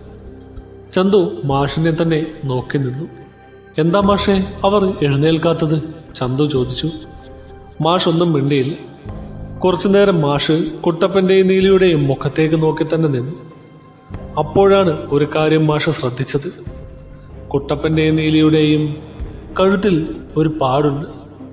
നിമിഷനേരം കൊണ്ട് തന്നെ മാഷ് കാര്യങ്ങളെല്ലാം മനസ്സിലാക്കി. ചന്തു, മാഷ് പറഞ്ഞു തുടങ്ങി. എന്താ മാഷേ? ഇനി ഞാൻ പറയുന്ന കാര്യം ചന്തു കേൾക്കണം, കേട്ടേ പറ്റൂ. ചന്തുവിന്റെ അച്ഛനും അമ്മയും ഇനി തിരിച്ചു വരില്ല. മാഷേ, ഇനി ഞാൻ പറയാൻ പോകുന്നത് കൂടി ചന്തു കേട്ടേ പറ്റൂ. ചന്തുവിനി ഇവിടെ നിൽക്കുന്ന ഓരോ നിമിഷവും അപകടമാണ്. എത്രയും പെട്ടെന്ന് ചന്തു ഇവിടെ നിന്ന് പോകണം. മാഷേ, എനിക്കൊന്നും മനസ്സിലാകുന്നില്ല. ഞാൻ എവിടെ പോകണം? എങ്ങോട്ടെങ്കിലും. കുട്ടപ്പനെയും നീലിയെയും ഭൈരവൻ വകവരുത്തി. ചാത്തുണ്ണി ഗുരുക്കളാണ്. കഴുത്തലെപ്പാട് ചന്തു ശ്രദ്ധിച്ചു. ആർക്കും ഇനി ചന്തുവിനെ രക്ഷിക്കാൻ സാധിക്കില്ല. അവർ നിന്നെ പിന്തുടരും. എവിടെ ഒളിച്ചാലും അവർ കണ്ടെത്തും. ഇവിടെ നിന്നും എത്രയും പെട്ടെന്ന് രക്ഷപ്പെടാൻ നോക്കി ചന്തു. ഞാൻ എവിടെയും പോകില്ല, എനിക്കെങ്ങോട്ടും പോകാനില്ല, ചന്തു പറഞ്ഞു. പോയേ പറ്റൂ, പോ. മാഷ് അവിടെ നിന്നും പെട്ടെന്ന് തന്നെ നടന്നകന്നു. ചന്തു ഉറക്കെ മാഷിനെ വിളിച്ചു. മാഷ് കേട്ടതായി നടിച്ചില്ല. ചന്തു പൊട്ടിക്കരഞ്ഞു. കുറച്ചു നേരത്തിന് ശേഷം ഒരു കാൽപെരുമാറ്റം ചന്തു ശ്രദ്ധിച്ചു. ചന്തു തിരിഞ്ഞു നോക്കി. ഇരയെ കണ്ട വേട്ടക്കാരനെ പോലെ ചാത്തുണ്ണി ഗുരുക്കൾ ചന്തുവിനെ നോട്ടം വിട്ട് കഴിഞ്ഞിരുന്നു. ചന്തു ഒരു നിമിഷം ഗുരുക്കളെ നോക്കി നിന്നു. ഗുരുക്കൾ ചന്തുവിന്റെ നേരെ നീങ്ങിത്തുടങ്ങി. ചന്തുവിന്റെ ഉള്ള ആളിക്കത്തി. കൈകൾ മുറുക്കിയടിച്ചു. പെട്ടെന്ന് യുക്തിപൂർവം ഒരു അശരീരി ചന്തുവിന്റെ മനസ്സിൽ മന്ത്രിച്ചു എന്ന് വേണം കരുതാൻ. ചന്തുവിന് 100% തോൽവി പിണയും എന്നുറപ്പുള്ള ആ യുദ്ധത്തിൽ നിന്നും പിന്മാറി. ഉള്ള ശക്തി മുഴുവൻ ആർജിച്ച് ചന്തു അവിടെ നിന്നും ഓടി മറഞ്ഞു. ഗുരുക്കൾ പിന്തുടർന്നു. എങ്കിലും ചന്തു ബഹുദൂരം മുന്നിലായിരുന്നു. ഓടി ഓടി ചന്തു എത്തിച്ചേർന്നത് പുഴക്കരയിലാണ്. കിതച്ചുകൊണ്ട് ചന്തു അവിടെ നിന്നു. പുറകിൽ ഗുരുക്കൾ വരുന്നുണ്ട്. പുഴയുടെ അക്കരെ എന്താണെന്ന് ആർക്കും അറിയില്ല. ആലോചിക്കാൻ അധിക സമയം ചന്തുവിനുണ്ടായിരുന്നില്ല. പിറ്റേന്ന് ആ നാട്ടിലെ സംസാര വിഷയം തന്നെ കുട്ടപ്പനെയും നീലിയെയും കുറിച്ചായിരുന്നു. ഭൈരവൻ തന്നെ. പക്ഷേ പോലീസ് ഒന്നും ചെയ്യില്ല. ചായ കൊടുക്കുന്നതിനിടയിൽ പങ്കൻ പണിക്കർ മാഷോട് പറഞ്ഞു. മാഷ് ഒന്നും മിണ്ടിയില്ല. ആ ചെക്കനെ ഭൈരവൻ എന്ത് ചെയ്താവോ? പങ്കൻ അടുത്ത ചോദ്യം ചോദിച്ചു. മാഷ് അപ്പോഴും മിണ്ടിയില്ല. ഭൈരവന്റെ സഹായി ആക്കി കാണും, അല്ലെങ്കിൽ ചെക്കൻ്റെ ശരീരം കെട്ടില്ലേ? ചായ കുടിച്ചുകൊണ്ടിരുന്ന ഒരാൾ പറഞ്ഞു. പണിക്കർ മാഷ് വേഗം ചായ കുടിച്ചവസാനിപ്പിച്ച് അവിടെ നിന്നും ഇറങ്ങി. ചന്തുവിനെ സഹായിക്കാൻ തനിക്ക് മനസ്സ് വന്നില്ലല്ലോ എന്ന ചിന്ത മാത്രമായിരുന്നു പണിക്കർ മാഷുടെ മനസ്സിൽ. ഒരുപക്ഷെ സഹായിച്ചിരുന്നുവെങ്കിൽ തനിക്കും തൻ്റെ കുടുംബത്തിനും വരുന്ന ആപത്തോർത്താകണം മാഷ് സഹായിക്കാതെ ഇരുന്നത്. ചന്തു എവിടെയെന്ന് ലക്ഷ്മിയുടെ ചോദ്യത്തിന് പണിക്കർ മാഷ് മറുപടി പറഞ്ഞില്ല. എല്ലാ ദിവസവും ചന്തുവിൻ്റെ വീട്ടിൽ പോയി ലക്ഷ്മി നോക്കാറുണ്ട്. ഏതെങ്കിലും ഒരു ദിവസം ചന്തു വരുമെന്ന പ്രതീക്ഷ ലക്ഷ്മിക്കുണ്ടായിരുന്നു. ദിവസങ്ങൾ കടന്നുപോയി. ചന്തുവിനെ ആ നാട്ടിൽ ആരും പിന്നെ കണ്ടിട്ടില്ല. ഇത്രയും വായിച്ചു തീർന്നപ്പോഴേക്കും ബാലു അങ്ങോട്ടേക്ക് വന്നു. എൻ്റെ കഥ വായിച്ചുകൊണ്ടിരിക്കുകയാണോ? ബാലു ചോദിച്ചു. ചന്തുവിൻ്റെ കഥ കൊള്ളാമല്ലോ, ശ്വേത ബാലുവിനോട് പറഞ്ഞു. അത് പിന്നെ അങ്ങനെയല്ലേ വരൂ. പക്ഷേ കഥ മുഴുവനായിട്ടില്ലല്ലോ. ചന്തു അവിടെ പോയി? അതിനെ പറയാൻ പോകുന്നേ ഉള്ളൂ. എന്നാ പറ, കേൾക്കട്ടെ. അതിന് എനിക്കറിയില്ലല്ലോ. പിന്നെ ആർക്കാ? വല്യമ്മ പറയണം. അതിനുവേണ്ടി ഞാൻ കാത്തിരിക്കുകയാണ്, ബാലു പറഞ്ഞു. ഓഹോ, എന്നാൽ ആ കഥ എനിക്കും കേൾക്കണം. രാത്രിയാകട്ടെ, കുറച്ചു നേരം ക്ഷമിച്ചിരിക്കും, ബാലു പറഞ്ഞു. ആയിക്കോട്ടെ, ശ്വേത പറഞ്ഞു. നേരം കടന്നുപോയി. വല്യമ്മയുടെ വായിൽ നിന്ന് കഥ കേൾക്കുവാനായി അക്ഷമയായി ശ്വേത കാത്തു നിൽക്കുന്നുണ്ടായിരുന്നു. വല്യമ്മേ. നേരം ഇരട്ടിയപ്പോൾ ശ്വേത വല്യമ്മയുടെ അടുത്തെത്തി. എന്താ മോളെ? ആ ബാക്കി കഥ കൂടി. ഏത് കഥയാ? ചന്തുവിൻ്റെ. ഓഹോ, ചന്തുവിൻ്റെയോ? അത് പറഞ്ഞു കഴിഞ്ഞല്ലോ. പക്ഷേ കഥ മുഴുവനായില്ലല്ലോ. ഇനി എന്താണ് ബാക്കിയുള്ളത്? ചന്തു എവിടെ പോയെന്നറിയണം. ചന്തു മരിച്ചല്ലോ. ഇല്ല. എന്നാര് പറഞ്ഞു? പറ വല്യമ്മ. വല്യമ്മ പറയാമെന്ന് പറഞ്ഞതാണ്, പ്ലീസ്. ബാലു അപ്പോഴേക്കും അങ്ങോട്ടേക്ക് വന്നു. ഓഹോ, രണ്ടുപേരും കഥയ്ക്ക് വേണ്ടി വന്നതാണല്ലേ? വല്യമ്മ ചോദിച്ചു. അതെ, ബാലു മറുപടി നൽകി. കൊള്ളാം, ചന്തുവിൻ്റെ കഥയ്ക്ക് ആള് കൂടി, വല്യമ്മ പറഞ്ഞു. ബാലുവും ശ്വേതയും പുഞ്ചിരിച്ചുകൊണ്ട് വല്യമ്മ കഥ പറയുന്നതും കാത്ത് രണ്ടുപേരും അവിടെ തന്നെ നിന്നു. ചന്തുവിൻ്റെ കഥ പറയാൻ വല്യമ്മയ്ക്ക് വലിയ താല്പര്യമുണ്ടായിരുന്നു. ഒരുപക്ഷെ വല്യമ്മ പഴയ കാലത്തെ കൂടുതൽ ഇഷ്ടപ്പെടുന്നുണ്ടാവണം. വല്യമ്മ കഥ പറഞ്ഞു തുടങ്ങിയപ്പോൾ ബാലുവും ശ്വേതയും ചെവി കൂർപ്പിച്ചു. കുട്ടപ്പൻ്റെയും നീലിയുടെയും മരണത്തെപ്പോലെ തന്നെ എല്ലാവരെയും അമ്പരിപ്പിച്ച മറ്റൊരു കാര്യമാണ് കുഞ്ഞു ചന്തുവിൻ്റെ തിരോധാനം. ചന്തു മരിച്ചുവെന്ന് വിശ്വസിക്കുന്നവർ ആ നാട്ടിലുണ്ടായിരുന്നു. എന്നാൽ കൂടുതൽ പേരും വിശ്വസിച്ചിരുന്നത് ചന്തു ഭൈരവന്റെ ഒപ്പമുണ്ടെന്നാണ്. തൻ്റെ സഹായിയായി ഭൈരവൻ ചന്തുവിനെ കൂടെ നിർത്തിയിരിക്കുകയാണെന്നാണ് അവരുടെ അനുമാനം. ചന്തു എവിടെയെന്ന ചോദ്യത്തിന് ലക്ഷ്മിക്ക് പണിക്കർ മാഷുടെ അടുത്തു നിന്നും വ്യക്തമായ ഒരു മറുപടിയും കിട്ടിയില്ല. ചന്തു ജീവിച്ചിരിക്കുന്നുണ്ടെന്ന് ലക്ഷ്മി ഉറച്ചു വിശ്വസിച്ചു. പലപ്പോഴും ചന്തുവിൻ്റെ വീട്ടിൽ ലക്ഷ്മി വന്നിരിക്കാറുണ്ട്. എന്തെങ്കിലും ഒരു ദിവസം ചന്തുവിനെ അവിടെ കാണാനാവും എന്ന വിശ്വാസത്തിലാണത്. ഭൈരവൻ ദിനംപ്രതി കരുത്തനായി വന്നു. നാട്ടിൽ പലർക്കും ഭൈരവൻ മൂലം പ്രതികൂലമായ സാഹചര്യങ്ങളുണ്ടായി. പല ചെറുപ്പക്കാരെയും തൻ്റെ വരുതിയിലാക്കാൻ ഭൈരവൻ ശ്രമിച്ചു. എതിർത്തവരെയൊക്കെ ഭൈരവൻ ഉപദ്രവിച്ചു. ഭൈരവനെ കീഴ്പ്പെടുത്താൻ ആർക്കും സാധിച്ചില്ല എന്നതാണ് സത്യം. ഭൈരവന്റെ ഒപ്പം ചാത്തുണ്ണി ഗുരുക്കളും ശിഷ്യന്മാരുമുണ്ട് എന്നത് ഭൈരവന്റെ ബലം വർദ്ധിപ്പിച്ചു. അങ്ങനെയിരിക്കെയാണ് പണിക്കർ മാഷുടെ വീട്ടിൽ വേറൊരു സംഭവം ഉണ്ടായത്. പണ്ട് മുതലേ തലതെറിച്ചവനെ വളർന്ന മാഷുടെ മകൻ ബാലൻ എന്നും മാഷിനൊരു തലവേദനയായിരുന്നു. പല കാര്യങ്ങളിലും എടുത്തുചാട്ടം പതിവായിരുന്നു ബാലന്. സഹോദരി ലക്ഷ്മിക്കും ബാലനെ പേടിയായിരുന്നു. എളുപ്പത്തിൽ പണം സമ്പാദിക്കുക എന്ന ലക്ഷ്യമായിരുന്നു ബാലന്. മാഷ് പലതവണ ഉപദേശിച്ചെങ്കിലും ഫലമുണ്ടായില്ല. കൊള്ളരുതായ്മകൾ പലതും ബാലൻ ചെയ്തു കൂട്ടി. ഉപദേശിച്ചിട്ട് കാര്യമില്ല എന്ന് മനസ്സിലാക്കിയ മാഷ് പിന്നീട് ബാലനെ കുറ്റപ്പെടുത്തുവാൻ തുടങ്ങി. ബാലനും മാഷും വലിയ ശത്രുക്കളായി എന്നതാണ് സത്യം. അങ്ങനെയുള്ള ഒരവസ്ഥയിൽ ബാലൻ വീട് വിട്ട് ഇറങ്ങിപ്പോയി. നാട് മുഴുവൻ അന്വേഷിച്ചെങ്കിലും കണ്ടുപിടിക്കാൻ കഴിഞ്ഞില്ല. ബാലൻ നാട് വിട്ടിരുന്നു. മാഷ് പോലീസിൽ പരാതി കൊടുത്തെങ്കിലും ബാലനെപ്പറ്റി ഒരു വിവരവും അറിയാൻ സാധിച്ചില്ല. പിന്നീടൊരിക്കൽ എന്തോ നക്സൽ ബന്ധത്തിൽപ്പെട്ട് ബാലനെ അറസ്റ്റ് ചെയ്തു എന്നൊരു വിവരം മാഷ് അറിഞ്ഞു. എന്നാൽ ബാലൻ ജയിൽ ചാടിയതുകൊണ്ട് ബാലനെ കാണാൻ അവസരം മാഷിന് ലഭിച്ചില്ല. മാഷ് അതീവ ദുഃഖിതനായിരുന്നു. അങ്ങനെ ദിവസങ്ങൾ കടന്നുപോയി. ഭൈരവന്റെ ദ്രോഹങ്ങൾ വർദ്ധിച്ചു വന്നു. നാട്ടുകാർക്ക് എന്താണ് ചെയ്യേണ്ടതെന്ന് പോലും അറിയില്ലായിരുന്നു. മാഷേ, എന്തൊക്കെയുണ്ട്? ചായക്കടക്കാരൻ പങ്കൻ പണിക്കർ മാഷോട് കുശലം ചോദിച്ചു. എന്ത് പറയാനാ പങ്ക, മൊത്തത്തിൽ പ്രശ്നമാണ്, മാഷ് വിഷമത്തോടെ പറഞ്ഞു. ഈ നാട്ടിൽ ആർക്കാണ് വിഷമമില്ലാത്തത് മാഷേ? പങ്കൻ ചോദിച്ചു. ഭൈരവന്റെ പ്രശ്നം ഒരു വശത്തുണ്ട്, വീട്ടിലുള്ള പ്രശ്നം വേറെ, മാഷ് പറഞ്ഞു. ബാലന്റെ വല്ല വിവരവും കിട്ടിയോ? പങ്കൻ ചോദിച്ചു.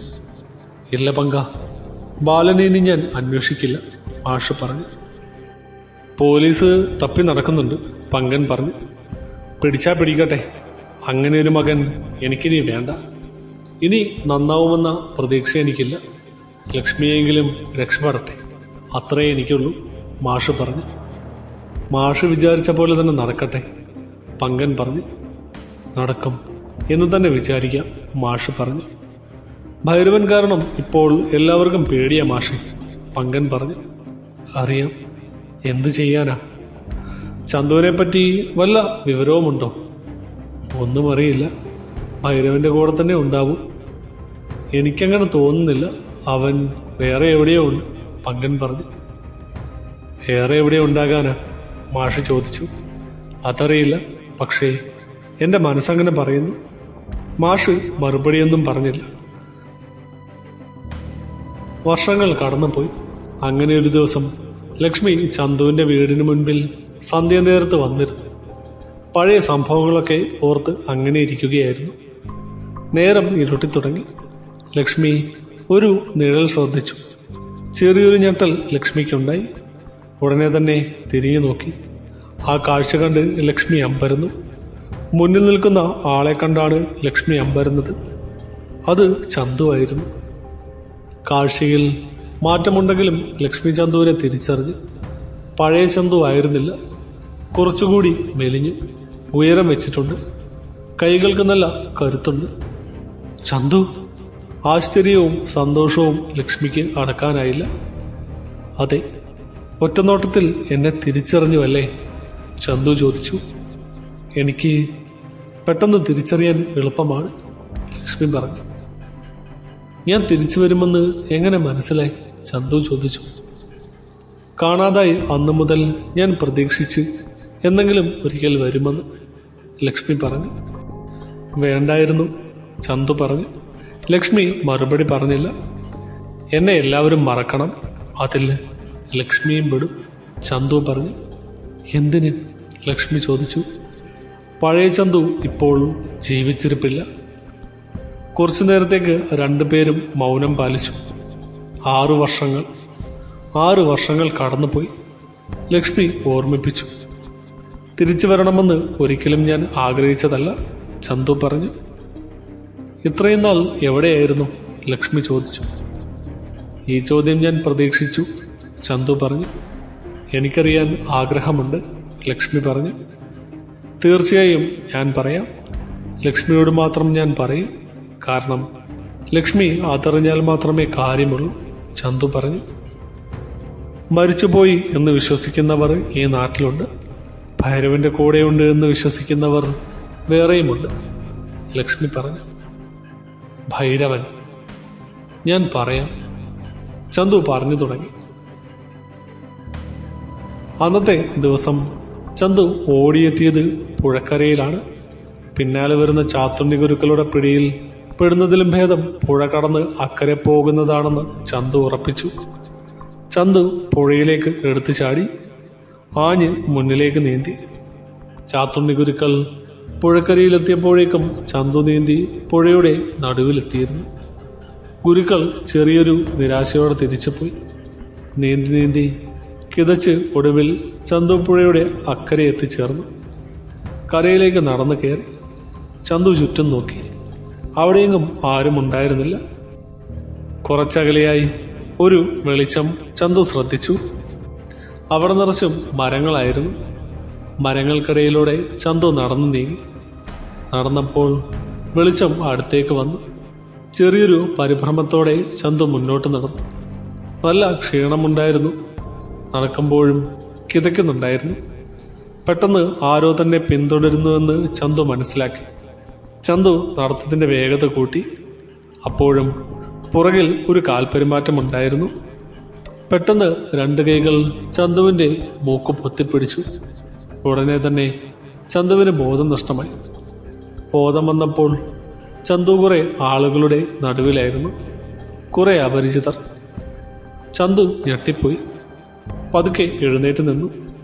അറിയാത്ത ഏതോ ഭാഷയിൽ ആ ആളുകൾ എന്തൊക്കെയോ സംസാരിക്കുന്നുണ്ട്. ചന്തുവിനൊന്നും മനസ്സിലായില്ല.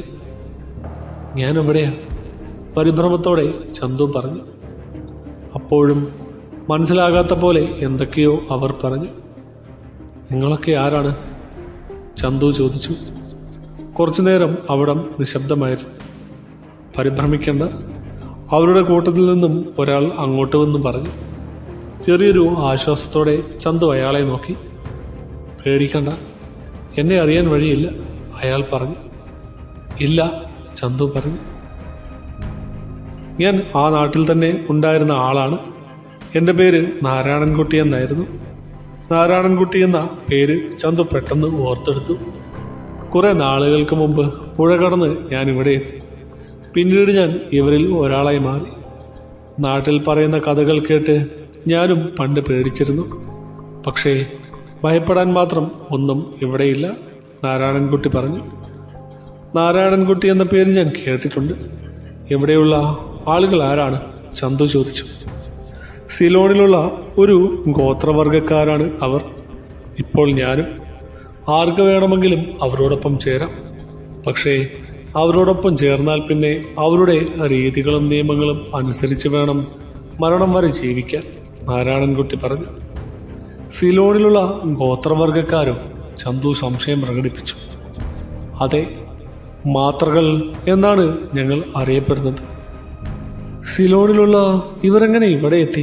ചന്തു ചോദിച്ചു. പറയാം. അതിനു മുമ്പ് ആരാണ് മാത്രകളെന്നറിയണം. ചന്തു മറുപടിയൊന്നും പറയാതെ നാരായണൻകുട്ടിയെ തന്നെ നോക്കി നിന്നു. ചിരഞ്ജീവിയായ ഹനുമാൻ ഇപ്പോഴും ഈ ലോകത്ത് തന്നെയുണ്ട്. പണ്ട് മുതലേ ഹനുമാനെ സേവിച്ചു ജീവിച്ചിരുന്നവരാണ് മാത്രകൾ. പലതവണ ഹനുമാൻ മാത്രകൾക്ക് മുമ്പിൽ പ്രത്യക്ഷപ്പെട്ടിട്ടുണ്ട്.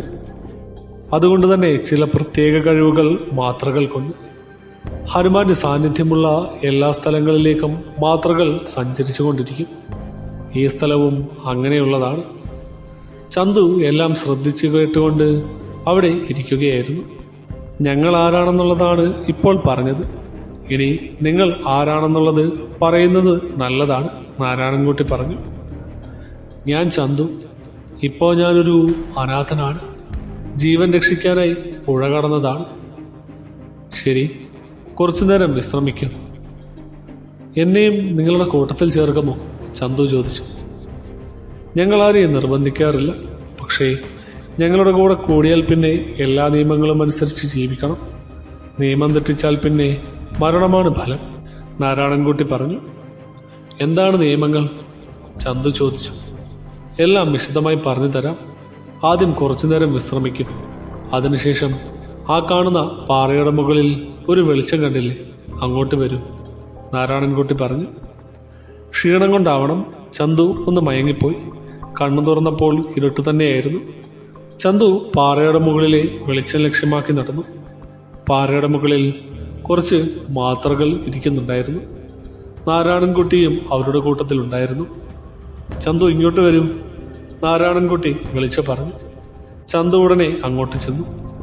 നിനക്ക് മാത്രകളിൽ ഒരാളാവണമെങ്കിലാവാം, പക്ഷേ അതിനു മുൻപ് കുറച്ച് കാര്യങ്ങൾ അറിയണം, നാരായണൻകുട്ടി വിശദീകരിച്ചു. ചന്തു അത് കേട്ടുകൊണ്ട് തന്നെ നിന്നു. മാത്രകളായി ആരും ജനിക്കുന്നില്ല. വിശ്വാസമുള്ളവരാണ് മാത്രകളായി മാറുന്നത്. അതുകൊണ്ട് അവർ നിത്യബ്രഹ്മചാരികൾ ആയിരിക്കും. സ്വന്തം ഉദ്ദേശങ്ങൾക്കായി മാത്രകൾ ജീവിക്കില്ല. ആളുകൾക്ക് നന്മ വരുന്ന കാര്യങ്ങൾ മാത്രമായിരിക്കണം മാത്രകൾ ചെയ്യുക. മാത്രകൾക്ക് ബന്ധവും സ്വന്തവുമില്ല. അതുകൊണ്ട് തന്നെ സ്ഥിരമായി ഒരിടത്തും തങ്ങാറില്ല.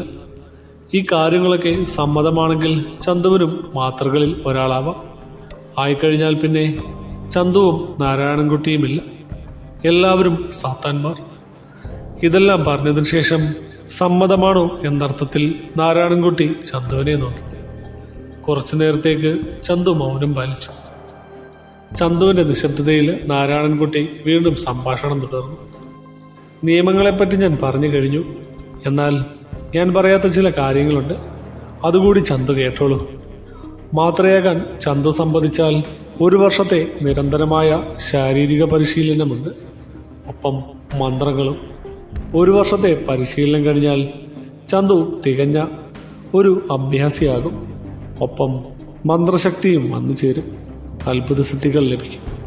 പക്ഷേ ആ കഴിവുകൾ സ്വന്തം കാര്യങ്ങൾക്കായി ഉപയോഗിക്കാൻ അനുവാദമില്ല. എന്നിരുന്നാലും ഒറ്റത്തവണ, ഒരേ ഒരു തവണ ഏതെങ്കിലും ഒരു കാര്യത്തിന് നിങ്ങൾക്ക് ലഭിച്ച സിദ്ധി ഉപയോഗിക്കാൻ സാധിക്കും. ഇനി ചന്തുവിന് തീരുമാനിക്കാം എന്ത് വേണമെന്ന്. ആലോചിച്ചോളൂ, നാരായണൻകുട്ടി പറഞ്ഞു. ചന്തു കുറച്ചു നേരം ആലോചിച്ചു. എനിക്ക് സമ്മതമാണ്, യാതൊരു സങ്കോചവും കൂടാതെ ചന്തു പറഞ്ഞു. ശരി, അങ്ങനെയാകട്ടെ, നാരായണൻകുട്ടി പറഞ്ഞു. ചന്തു മാത്രയാകാൻ ഒരുങ്ങുകയായിരുന്നു. അതിനായി 1 വർഷത്തെ പരിശീലനം തുടങ്ങാൻ പോകുന്നു. ദേഹാഭ്യാസത്തിന് പുറമെ മന്ത്രവും പരിശീലിക്കുന്നുണ്ട്. ഇത്രയും കഥ കേട്ടപ്പോൾ ലക്ഷ്മിക്ക് അതിശയമായി. അപ്പോ ചന്തു മാത്രയായി മാറിയോ? ലക്ഷ്മി ചോദിച്ചു. അതെ, ഇനി 14 ദിവസം കൂടി കഴിഞ്ഞാൽ പൗർണമി. അതിൻ്റെ പിറ്റേ ദിവസം ഞങ്ങളെല്ലാം ഈ നാട്ടിൽ നിന്ന് പോകും. പിന്നെ എപ്പോൾ വരുമെന്ന് പറയാൻ കഴിയില്ല, ചന്തു പറഞ്ഞു. അപ്പോൾ പിന്നെ ഈ തിരിച്ചുവരവിൻ്റെ ഉദ്ദേശം എന്താണ്? ലക്ഷ്മി ചോദിച്ചു. സ്വന്തമായി ചെയ്യാനുള്ള ഒരു ഉദ്ദേശം, അത് പൂർത്തീകരിക്കണം. അതിനി 14 ദിവസങ്ങൾ, ചന്തു പറഞ്ഞു. എന്താണത്? ലക്ഷ്മി ചോദിച്ചു. ഭൈരവനെ തീർക്കണം. ഇനിയവൻ ജീവനോടെ ഇരിക്കാൻ പാടില്ല. അത് ചെയ്തു കഴിഞ്ഞാൽ ഞാൻ പോകും, ചന്തു പറഞ്ഞു. ഇത് അവസാനത്തെ തീരുമാനമാണോ? ലക്ഷ്മി ചോദിച്ചു. അതെ. പിന്നെ എന്തിന് 14 ദിവസം? ഒരുപക്ഷേ അതിനു മുമ്പ് ലക്ഷ്യം നിറവേറ്റാൻ ചന്തുവിന് കഴിയില്ലേ? ലക്ഷ്മി ചോദിച്ചു. കഴിയുമായിരിക്കും. പക്ഷേ 14-ാം നാൾ പൗർണമി. അന്ന് ഞാൻ ഏറ്റവും കരുത്തനാകുന്ന ദിവസമാണ്. അന്നെൻ്റെ കയ്യിൽ നിന്നും ഭൈരവൻ വഴുതിപ്പോകാൻ ഒരു സാധ്യതയുമില്ല. ഒരിക്കലും ഭൈരവൻ വഴുതിപ്പോകരുത് എന്നുണ്ട്. അതുകൊണ്ടാണ്, ചന്തു പറഞ്ഞു. ചന്തു വരുമെന്ന് പ്രതീക്ഷിച്ചാണ് ഇത്രയും നാൾ ഞാൻ കാത്തിരുന്നത്. അതിപ്പോൾ വെറുതെ ആയല്ലോ, ലക്ഷ്മി പറഞ്ഞു. എന്നെ ആരും പ്രതീക്ഷിക്കരുത്. പഴയ ചന്തു ഇനിയില്ല. ഇനി ഞാൻ ചാത്തനാണ്, ചാത്തൻ ചന്തു. ലക്ഷ്മി മറുപടിയൊന്നും പറഞ്ഞില്ല. ലക്ഷ്മി, അച്ഛനെന്ത് പറയുന്നു? ചന്തു ചോദിച്ചു. അച്ഛൻ കുറേ നാളുകളായി നിരാശയിലാണ്, ബാലേട്ടൻ പോയത് തൊട്ട്, ലക്ഷ്മി പറഞ്ഞു. ബാലൻ എങ്ങോട്ട് പോയി? ചന്തു ചോദിച്ചു. അറിയില്ല, കുറേ നാളുകൾ മുമ്പ് ഇറങ്ങിപ്പോയതാണ്. ഇതുവരെ ഞങ്ങൾക്ക് കണ്ടെത്താൻ കഴിഞ്ഞിട്ടില്ല. ഒരിക്കലെപ്പോഴോ നക്സലേറ്റുകളുടെ കൂട്ടത്തിൽ പോലീസ് പിടിച്ചെന്നറിഞ്ഞു. അച്ഛൻ ചെന്നിരുന്നു. പക്ഷെ അപ്പോഴേക്കും ബാലേട്ടൻ ജയിൽ ചാടി. ഇപ്പോൾ എവിടെയാണെന്ന് ആർക്കും അറിയില്ല, ലക്ഷ്മി പറഞ്ഞു. മാഷിന് നല്ല വിഷമമുണ്ടാകും. എനിക്ക് സഹായിക്കണമെന്നുണ്ട്. പക്ഷേ കഴിയുമോ എന്നറിയില്ല.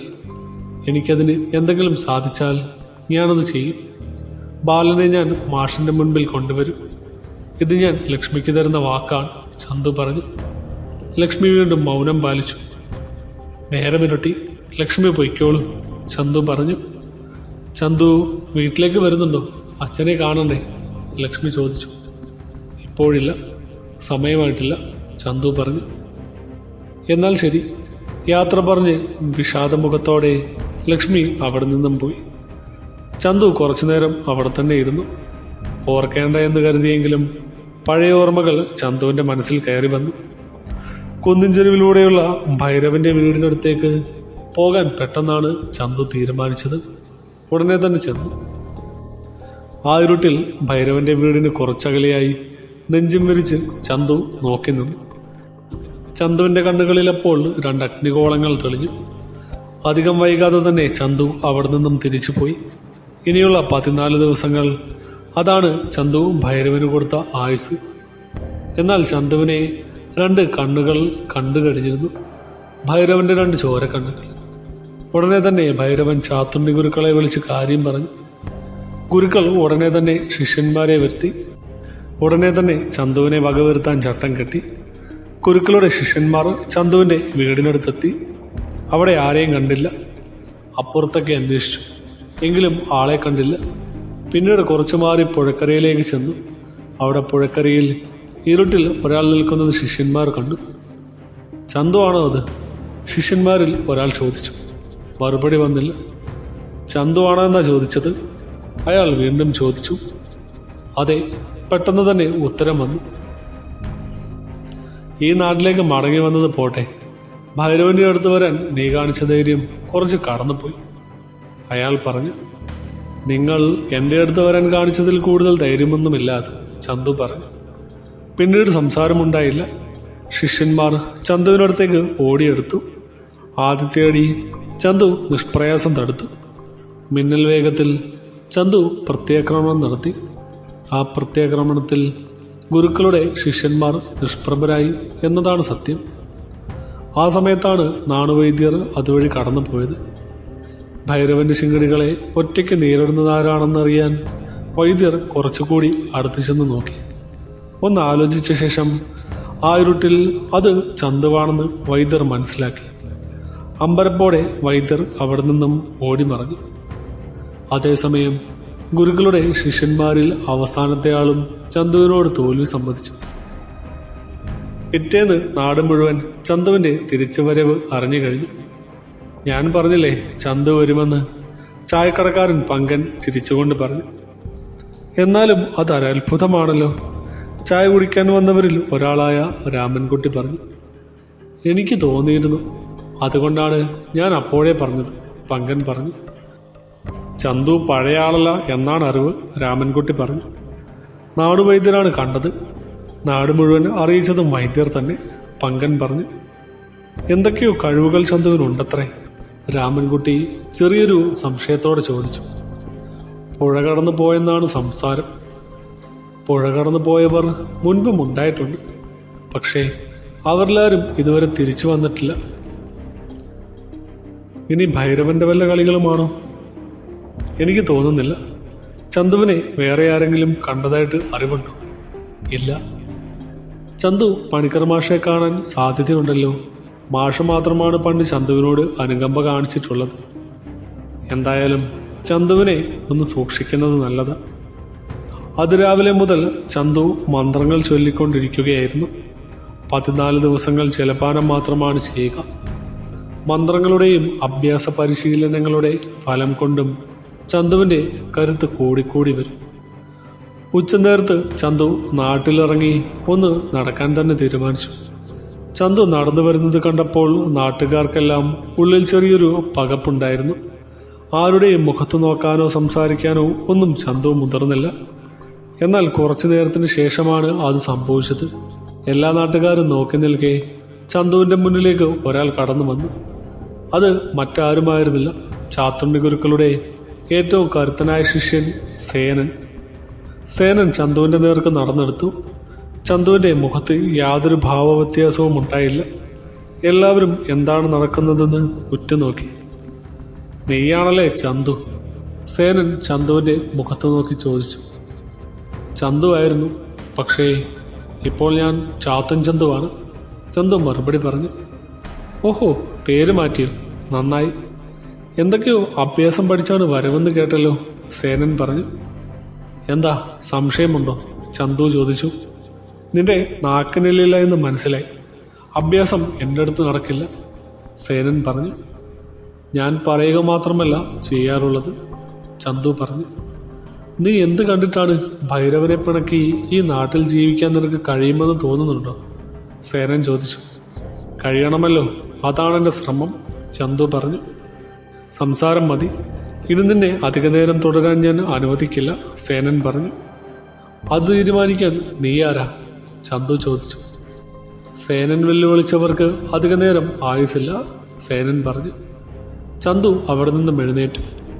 സേനനും ചന്തുവും നേർക്കുനേർ നിന്നു നോക്കി. അവരുടെ കണ്ണുകളിൽ തീക്ഷ്ണത കാണാം. സേനന് ആദ്യത്തെ ചുവട് തന്നെ പിഴച്ചു. വീണ്ടും എഴുന്നേറ്റ് വന്നു. പിന്നീട് അങ്ങോട്ട് തീപാർന്ന പോരാട്ടമായിരുന്നു. നാട്ടുകാർക്ക് ആ സംഘടനം ഒരു ഹരമായി മാറി. ചന്തുവിൻ്റെ കൂടെയായിരുന്നു നാട്ടുകാർ. ഇടയ്ക്ക് ചന്തുവിൻ്റെ ചുവടുകളും പിഴയ്ക്കുന്നുണ്ടായിരുന്നു.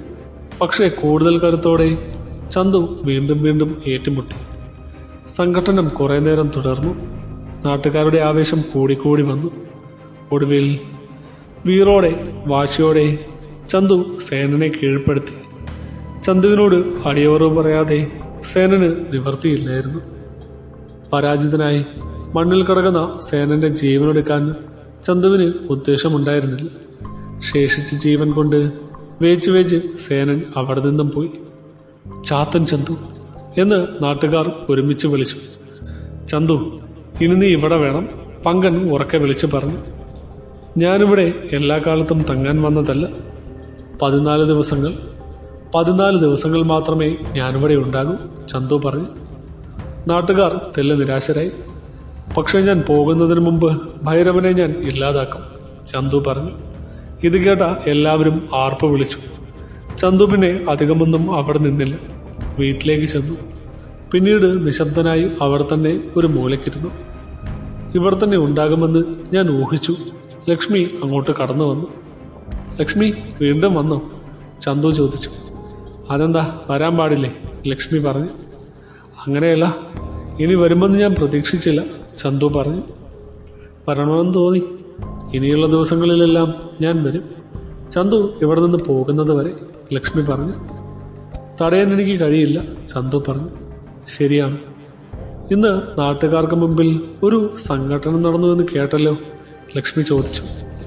ഭൈരവന്റെ ആക്രമണം ഇടയ്ക്കിടയ്ക്ക് ഞാൻ പ്രതീക്ഷിക്കുന്നുണ്ട്. അതുകൊണ്ട് ലക്ഷ്മി ഇവിടെ വരുന്നത് അപകടമാണ്, ചന്തു പറഞ്ഞു. എനിക്ക് ഭയമില്ല, ലക്ഷ്മി പറഞ്ഞു. അതെന്താ? എന്നെ രക്ഷിക്കാൻ ചന്തുവിന് കഴിയുമെന്ന് ഞാൻ വിശ്വസിക്കുന്നു, ലക്ഷ്മി പറഞ്ഞു.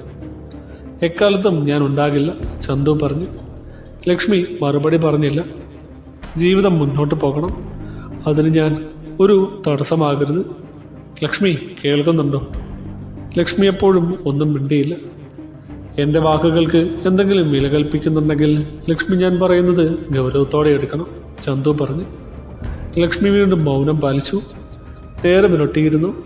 നിറഞ്ഞ കണ്ണുകളോടെ ലക്ഷ്മി വീട്ടിലേക്ക് പോകാനൊരുങ്ങി. നിർവികാരനായി ചന്തു ലക്ഷ്മിയെ യാത്രയാക്കി. 14 ദിവസങ്ങളിൽ ആദ്യ ദിവസം അങ്ങനെ കടന്നുപോയി. പിറ്റേ ദിവസം രാവിലെ നാട്ടുകാർക്കൊക്കെ ഒരു ഉത്സാഹം കാണാമായിരുന്നു. എല്ലാവർക്കും ഒരു ഉണർവ് വന്ന പോലെ. ഭൈരവനെതിരെ ഒരാൾ വന്നത് തന്നെ കാരണം. പതിവില്ലാതെ കൂടുതൽ ഉത്സാഹത്തിലാണ് ചായക്കടക്കാരൻ പങ്കൻ. രാവിലെ തന്നെ പണിക്കർ മാഷ് കടയിലേക്കെത്തി. മാഷ് ഇപ്പോൾ എന്തായി? ചിരിച്ചുകൊണ്ട് പങ്കൻ ചോദിച്ചു. എന്താകാൻ? മാഷ് താല്പര്യമില്ലാത്ത മട്ടിൽ പറഞ്ഞു. ഞാൻ പറഞ്ഞില്ലേ ചന്തു വരുമെന്ന്, ഇപ്പോൾ വന്നില്ലേ? പങ്കൻ പറഞ്ഞു. അതേ വന്നു. മാഷിനെന്താ ഒരു ഉഷാറില്ലാത്തത്? പങ്കൻ ചോദിച്ചു. ഒന്നുമില്ല പങ്ക, മാഷ് പറഞ്ഞു. അതല്ല, എന്തോ ഉണ്ട്. എനിക്ക് മനസ്സിലായി. ചന്തു മാഷെ കാണാൻ വന്നില്ല അല്ലേ? പങ്കൻ പറഞ്ഞു. അതാണ് ഇപ്പോൾ വലിയ കാര്യം, മാഷ് ചോദിച്ചു. മാഷിന് അതൊരു പ്രശ്നമേ അല്ല അല്ലേ? പങ്കൻ പറഞ്ഞു. എനിക്കൊരു പ്രശ്നവുമില്ല, പണിക്കർ മാഷ് പറഞ്ഞു. ഓ, മാഷ് വെറുതെ. ചന്തു മാഷെ കാണാൻ വരുമെന്ന് ഞാൻ പ്രതീക്ഷിച്ചിരുന്നു. പക്ഷേ ഇപ്പോൾ പഴയ ചന്തുവല്ല. ഇന്നലത്തോടെ ആ കാര്യം എനിക്ക് മനസ്സിലായി. എനിക്ക് മാത്രമല്ല, ഈ നാട്ടുകാർക്കൊക്കെ മനസ്സിലായി, പങ്കൻ പറഞ്ഞു നിർത്തി. എന്ത് മനസ്സിലായെന്നാ? മാഷ് ചോദിച്ചു. ചന്തു ഇപ്പോൾ ചാത്തൻ ചന്തുവാ. ചാത്തൻ ചന്തുവോ? വർഷങ്ങൾക്ക് മുമ്പ് ചന്തുവിനെ കാണാതായില്ലേ? അന്ന് ചന്തു ഈ പുഴ കടന്ന് പോയതാ. ഇത്രയും വർഷം കൊണ്ട് എന്തൊക്കെയോ ചില സിദ്ധികൾ ചന്തുവിന് കിട്ടിയിട്ടുണ്ട്, പങ്കൻ പറഞ്ഞു. സിദ്ധികളോ? മാഷ് സംശയം പ്രകടിപ്പിച്ചു. അതെ, ചാത്തുണ്ണി ഗുരുക്കളുടെ കരുത്തരായ ശിഷ്യൻ സേനൻ പോലും അടിയറവ് പറഞ്ഞു ചന്തുവിൻ്റെ മുന്നിൽ. ഭൈരവനെ തീർക്കാമെന്ന് ചന്തു പറഞ്ഞിരിക്കുന്നത്, പങ്കൻ പറഞ്ഞു. എന്താകുമെന്ന് ആർക്കറിയാം, മാഷ് തലയിൽ കൈവച്ചുകൊണ്ട് പറഞ്ഞു. ഇതേ സമയം ഭൈരവന്റെ വീട്ടിലൊരു ചെറിയ സംവാദം നടക്കുന്നുണ്ട്. ഭൈരവനും ചാത്തുണ്ണി ഗുരുക്കളും തമ്മിലാണ് ചർച്ച. ഗുരുക്കളുടെ വീഴ്ച തന്നെയാണത്. ഭൈരവൻ ദേഷ്യം കലർന്ന സ്വരത്തിൽ പറഞ്ഞു. എൻ്റെ ഏറ്റവും കരുത്തനായ ശിഷ്യനായിരുന്നു സേനൻ. സേനൻ വീണുവെന്ന് പറഞ്ഞാൽ എൻ്റെ ഒരു ഭാഗം തളർന്നു എന്നാണർത്ഥം, ഗുരുക്കൾ പറഞ്ഞു. ഗുരുക്കളെ, അതാണിപ്പോൾ സംഭവിച്ചിരിക്കുന്നത്. സേനനെ കീഴ്പ്പെടുത്താൻ അവന് സാധിച്ചു. ഒരുപക്ഷെ നാളെ ഗുരുക്കളെ വരെ അവൻ കീഴ്പ്പെടുത്താം. ഇത്രയും പറഞ്ഞത് ഞാൻ കേട്ടുനിന്നു. പക്ഷേ എന്നെ താണ്ടി അവൻ പോകില്ല, ഗുരുക്കൾ പറഞ്ഞു. വീരവാദം പറയാൻ ആർക്കും കഴിയും, പ്രവൃത്തിയിൽ അത് വേണം, ഭൈരവൻ പറഞ്ഞു. ഗുരുക്കളെ തോൽപ്പിക്കാൻ അവൻ ഇനിയൊരു ജന്മം ജനിക്കണം. അത് വിട്ടേക്ക്, എന്നെ ജയിക്കാൻ അവന് കഴിയില്ല, ഗുരുക്കൾ പറഞ്ഞു. ഗുരുക്കളെ, ഒരിക്കൽ കൂടി ഞാൻ വിശ്വസിക്കുന്നു, ഭൈരവൻ പറഞ്ഞു.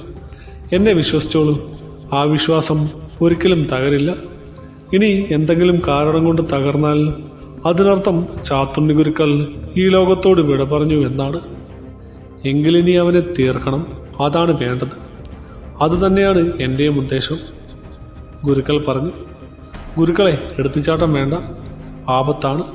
നമ്മൾ കരുതി തന്നെ ഇരിക്കണം, ഭൈരവൻ പറഞ്ഞു. മനസ്സിലായില്ല, ഗുരുക്കൾ സംശയം പ്രകടിപ്പിച്ചു. ചന്തുവിന് 13 ദിവസങ്ങൾ മാത്രമേ ഇവിടെ ഉണ്ടാകൂ. ചന്തു മാത്രയെ മാറിയിരിക്കുകയാണ്, ഭൈരവൻ പറഞ്ഞു. മാത്രയെ? ഗുരുക്കൾ സംശയം പ്രകടിപ്പിച്ചു. അതെ, സീലോണിലുള്ള ഒരു ഗോത്രവർഗമാണ്. വിശ്വാസമുള്ളവർക്കൊക്കെ ചേരാൻ കഴിയുന്ന ഒരു ഗോത്രം. അവനിപ്പോൾ ഒരു സാധാരണക്കാരനല്ല. മന്ത്രശക്തിയും കായിക ഫലവും കൊണ്ട് കരുത്തനാണവൻ. 14-ാം ദിവസം, അതായത് പൗർണമി നാളിൽ അവൻ ഏറ്റവും കരുത്തനാകും. അന്നവൻ എൻ്റെ നേർക്ക് വരും. എന്നെ ഇല്ലാതാക്കാൻ ഒരുപക്ഷെ അവന് കഴിഞ്ഞേക്കും. 14-ാം ദിവസം വരെ കാത്തു നിൽക്കുന്നത് ബുദ്ധിമുട്ടാണ്. ഇപ്പോൾ അങ്ങനെ ചെയ്യുന്നതാണ് ബുദ്ധി. ഗുരുക്കൾ അവനുമായി ഏറ്റുമുട്ടിയാൽ ഒരുപക്ഷെ വിജയം അവനാണെങ്കിൽ പിന്നെ 14-ാം ദിവസം എനിക്ക് പിന്തുണയ്ക്കായി വേറെ ആളില്ല. ഞാൻ അങ്ങോട്ട് ഏറ്റുമുട്ടാൻ പോയാൽ 14-ാം ദിവസം വരെ അവന് അവസരം കൊടുക്കുന്നത് പോലെയാകും. അതുകൊണ്ട് 14-ാം ദിവസം വരെ നമ്മൾ രണ്ടും അവനുമായി നേരിട്ടൊന്ന് ഏറ്റുമുട്ടൽ നടത്തണ്ടേ? 14-ാം ദിവസം മാത്രം നമ്മൾ അതിജീവിച്ചാൽ പിന്നെ അവനെ പേടിക്കണ്ട. പിന്നീട് അവന് കരുത്തു കുറയും. പറയുന്നതിൽ കാര്യമുണ്ട്. പക്ഷേ നമ്മൾ അവനോട് ഏറ്റുമുട്ടാൻ പോയില്ല എങ്കിൽ കൂടി അവൻ ഇങ്ങോട്ട് വരില്ലേ? അവൻ 14-ാം ദിവസമേ നീ ഇങ്ങോട്ട് വരൂ. കൂടുതൽ ഭാഗ്യപരീക്ഷണങ്ങൾക്ക് അവൻ മുതിരില്ല, ഉറപ്പ്. പക്ഷേ അത്രയും ദിവസങ്ങൾ കയ്യും കെട്ടി നോക്കിയിരിക്കാൻ ഞാൻ പറയുന്നില്ല. നേരിട്ടല്ലാതെയുള്ള ചില കരുനീക്കങ്ങളാകാം. ഗുരുക്കൾ അത് ശരിവെച്ചു. പണിക്കർ മാഷുടെ വീട്. മാഷ് അസ്വസ്ഥനായി കാണപ്പെട്ടു. എന്തോ ചിന്തയിൽ മുഴുകിയിരിക്കുകയായിരുന്നു. എന്താച്ചാ ആലോചിക്കുന്നത്? ലക്ഷ്മി അങ്ങോട്ട് വന്നു. ഒന്നുമില്ല. ചന്തുവിനെ പറ്റി തന്നെയാകണമല്ലേ? ലക്ഷ്മി ചോദിച്ചു. ചന്തു എന്നെ കാണാൻ വരാത്തതിലല്ല എൻ്റെ വിഷമം, മാഷ് പറഞ്ഞു. പിന്നെ ചന്തുവിന് നേരെ നോക്കാൻ തന്നെ എനിക്ക് വിഷമമുണ്ട്, മാഷ് പറഞ്ഞു. അതെന്താ? ലക്ഷ്മി ചോദിച്ചു. അന്ന് ചന്തുവിനെ കാണാതായ ദിവസം, ചന്തു ഈ നാട്ടിൽ നിന്ന് പോകുന്നതിന് മുമ്പ് ഞാൻ ചന്തുവിനെ കണ്ടിരുന്നു. ഭൈരവന്റെ ആളുകൾ ചന്തുവിൻ്റെ അച്ഛനെയും അമ്മയെയും പകവരുത്തിയ ആ നിമിഷത്തിൽ ചന്തുവിൻ്റെ ജീവൻ അപകടത്തിലാണെന്ന് ഞാൻ മനസ്സിലാക്കി. ചന്തുവിനെ സംരക്ഷിക്കാൻ ഞാൻ ശ്രമിച്ചാൽ നീയും ബാലനും നിന്റെ അമ്മയും കൂടി അപകടത്തിലാകുമെന്ന് കരുതിയ ഞാൻ ചന്തുവിനോട് ഇവിടെ നിന്നും എങ്ങോട്ടെങ്കിലും രക്ഷപ്പെടുവാൻ ആവശ്യപ്പെടുകയായിരുന്നു. അങ്ങനെയാണ് ചന്തു ഇവിടെ നിന്നും പോയത്. തെറ്റാണ് ഞാൻ ചെയ്തത് എന്ന് ഇപ്പോൾ തോന്നുന്നു. ഇപ്പോഴിതാ ബാലനെ എനിക്ക് നഷ്ടപ്പെടുകയും ചെയ്തു. ഇതൊക്കെ കേട്ട ലക്ഷ്മി കുറച്ചു നേരം ഒന്നും മിണ്ടിയില്ല. ഇനി ഒന്നും ചിന്തിച്ചിട്ട് കാര്യമില്ല, എല്ലാം വിധി പോലെ നടക്കട്ടെ അച്ഛാ. ഇതെല്ലാം കേട്ട് ഈറനായ കണ്ണുകളോടെ ലക്ഷ്മിയുടെ അമ്മയും അവിടെ തന്നെ നിൽക്കുന്നുണ്ടായിരുന്നു. പിന്നീടുള്ള ദിവസങ്ങൾ പെട്ടെന്നാണ് കടന്നുപോയത്. 14-ാം ദിവസത്തിന് വേണ്ടിയുള്ള തയ്യാറെടുപ്പിലായിരുന്നു ചന്തു. സ്വന്തമായി ചന്തുവിനുള്ള ഏകലക്ഷ്യം അത് നിറവേറ്റാനുള്ള ശ്രമം. ആ ദിവസങ്ങളിൽ ഗുരുക്കളുടെ ചെറിയ പദ്ധതികളൊക്കെ ഫലം കാണാതെ പോയി. ചന്തു ഓരോ ദിവസം പിന്നിടുന്തോറും കൂടുതൽ കരുത്തനായി കാണപ്പെട്ടു. അങ്ങനെ 14-ാം ദിവസത്തിന് മുൻപുള്ള ആ രാത്രി വന്നെത്തി. ചന്തു തയ്യാറെടുപ്പുകൾ നടത്തിക്കഴിഞ്ഞിരുന്നു. ചന്തുവിനെ കാണാനായി അന്നും ലക്ഷ്മി വന്നു. ലക്ഷ്മി ചന്തുവിൻ്റെ അടുത്ത് തന്നെ വന്നിരുന്നു. കുറച്ചു നേരത്തേക്ക് രണ്ടുപേരും ഒന്നും മിണ്ടിയില്ല. നാളെ കഴിഞ്ഞാൽ ഒരുപക്ഷെ ഇനി ചന്തുവിനെ കാണാനേ കഴിയില്ല അല്ലേ? ലക്ഷ്മി സംസാരിച്ചു തുടങ്ങി. ഒരുപക്ഷെ കാണാൻ കഴിയില്ല, ചന്തു പറഞ്ഞു. ഇനി തിരിച്ച് ആ പഴയ ചന്തുവാകാൻ കഴിയില്ല എന്നത് തീർച്ചയാണ്, അവൾ ചോദിച്ചു. അതെ, ചന്തു മറുപടി നൽകി. എന്തിന് ചന്തു ഇങ്ങനെയൊരു ജീവിതം തിരഞ്ഞെടുത്തു? ലക്ഷ്മി ചോദിച്ചു. എനിക്ക് തിരഞ്ഞെടുക്കേണ്ട സമയത്ത് വേറൊരു മാർഗവുമില്ലായിരുന്നു. ഇവിടെ സംരക്ഷിക്കാൻ ആരും ഉണ്ടായിരുന്നില്ല അല്ലേ? ചന്തു ഒന്ന് പുഞ്ചിരിക്കുക മാത്രമാണ് ചെയ്തത്. അച്ഛൻ എൻ്റെ അടുത്ത് പറഞ്ഞു, ലക്ഷ്മി തുടർന്നു. പണിക്കർ മാഷ് എന്താണ് പറഞ്ഞത്? അവൻ ചോദിച്ചു. ചന്തുവിനെ കൈവിട്ട ദുഷിച്ച ആ നിമിഷത്തിനെ കുറിച്ച് ഓർത്ത് ഇപ്പോഴും കുറ്റബോധമുണ്ട് അച്ഛന്. മാഷ് ചെയ്തത് ഒരു അപരാധമായി എനിക്ക് തോന്നിയിട്ടില്ല. ഏതൊരു മനുഷ്യനും ചെയ്യാവുന്നത്രേ മാഷും ചെയ്തിട്ടുള്ളൂ. ഇപ്പോൾ എനിക്ക് ഈ ലോകത്ത് കടപ്പാടുണ്ടെങ്കിൽ അത് മാഷോടും ലക്ഷ്മിയോടും മാത്രമാണുള്ളത്, ചന്തു പറഞ്ഞു. ചന്തുവിൻ്റെയും ലക്ഷ്മിയുടെയും സംഭാഷണം പിന്നെയും തുടർന്നു. ഏറെ നേരത്തിന് ശേഷം ലക്ഷ്മി ചന്തുവിനോട് യാത്ര പറഞ്ഞ് പോകാനൊരുങ്ങി. ഇപ്പോഴും ഞാൻ പറയുന്ന ലക്ഷ്മിയുടെ ജീവിതം ഞാൻ കാരണം തടസ്സപ്പെടരുത്. അതെനിക്കിഷ്ടമല്ല. ഞാൻ പറയുന്നത് അനുസരിക്കുമെന്ന് പ്രതീക്ഷിക്കുന്നു. ലക്ഷ്മി മറുപടി ഒന്നും പറയാതെ അവിടെ തന്നെ പോയി. പിറ്റേ ദിവസം പുലർച്ചെ തന്നെ ചന്തു തയ്യാറെടുത്തു. ഒരു യുദ്ധത്തിന് തയ്യാറെടുക്കുന്നതായി തന്നെ അതിനെ കരുതാം. ഒരുപക്ഷെ ചന്തുവിൻ്റെ ജീവിതത്തിലെ അവസാനത്തെ യുദ്ധം. ഭൈരവനും തയ്യാറെടുപ്പിൽ തന്നെയായിരുന്നു. ഗുരുക്കളുമായി രാവിലെ തന്നെ ഭൈരവൻ കൂടിക്കാഴ്ച നടത്തി. ഗുരുക്കളുടെ ശിഷ്യന്മാരും ചേർന്ന് ഭൈരവന്റെ വീടിന് ചുറ്റും ഒരു വ്യൂഹം തീർത്തു. അതുകൂടാതെ ചന്തുവിനെതിരെ വേറൊരു പദ്ധതിയും ഭൈരവന്റെ മനസ്സിലുണ്ടായിരുന്നു. അതിനായി ഭൈരവൻ നിയോഗിച്ചത് തന്റെ സഹായിയായിരുന്നു. കുറച്ചപ്പുറത്തായി ആ സഹായി നിന്നിരുന്നു. പക്ഷേ മുഖം വ്യക്തമല്ല. ഈ പദ്ധതി വിജയം കാണുമോ? ഗുരുക്കൾ സംശയത്തോടെ ചോദിച്ചു. തീർച്ചയായും. ശാരീരികമായല്ല, മാനസികമായാണ് ചന്തുവിനെ തളർത്തേണ്ടത്, ഭൈരവൻ പറഞ്ഞു. എന്നാലും ഗുരുക്കൾ ഒട്ടും പേടിക്കേണ്ട. ഈ പദ്ധതി വിജയം കാണും. ഇവനെ ഞാൻ അങ്ങോട്ട് വിടും. ഇപ്പോഴല്ല, സന്ധ്യയ്ക്ക് മുൻപ്. അവൻ ആക്രമിക്കാൻ തുടങ്ങുന്നതിന് മുമ്പ് ഇവനെ താണ്ടി ചന്തു വന്നാൽ പിന്നെ ഗുരുക്കളുടെ കയ്യിലാണ് എല്ലാം, ഭൈരവൻ പറഞ്ഞു. ഗുരുക്കൾ എല്ലാം മനസ്സിലായതുപോലെ ഭൈരവനെ നോക്കി. നേരം ഏകദേശം ഉച്ചയായി. ചന്തുവിനെ കാണാനായി പണിക്കർ മാഷ് എത്തി. ചന്തു, മാഷ് വിളിച്ചു. പണിക്കർ മാഷ്? ചന്തു അത്ഭുതത്തോടെ നോക്കി.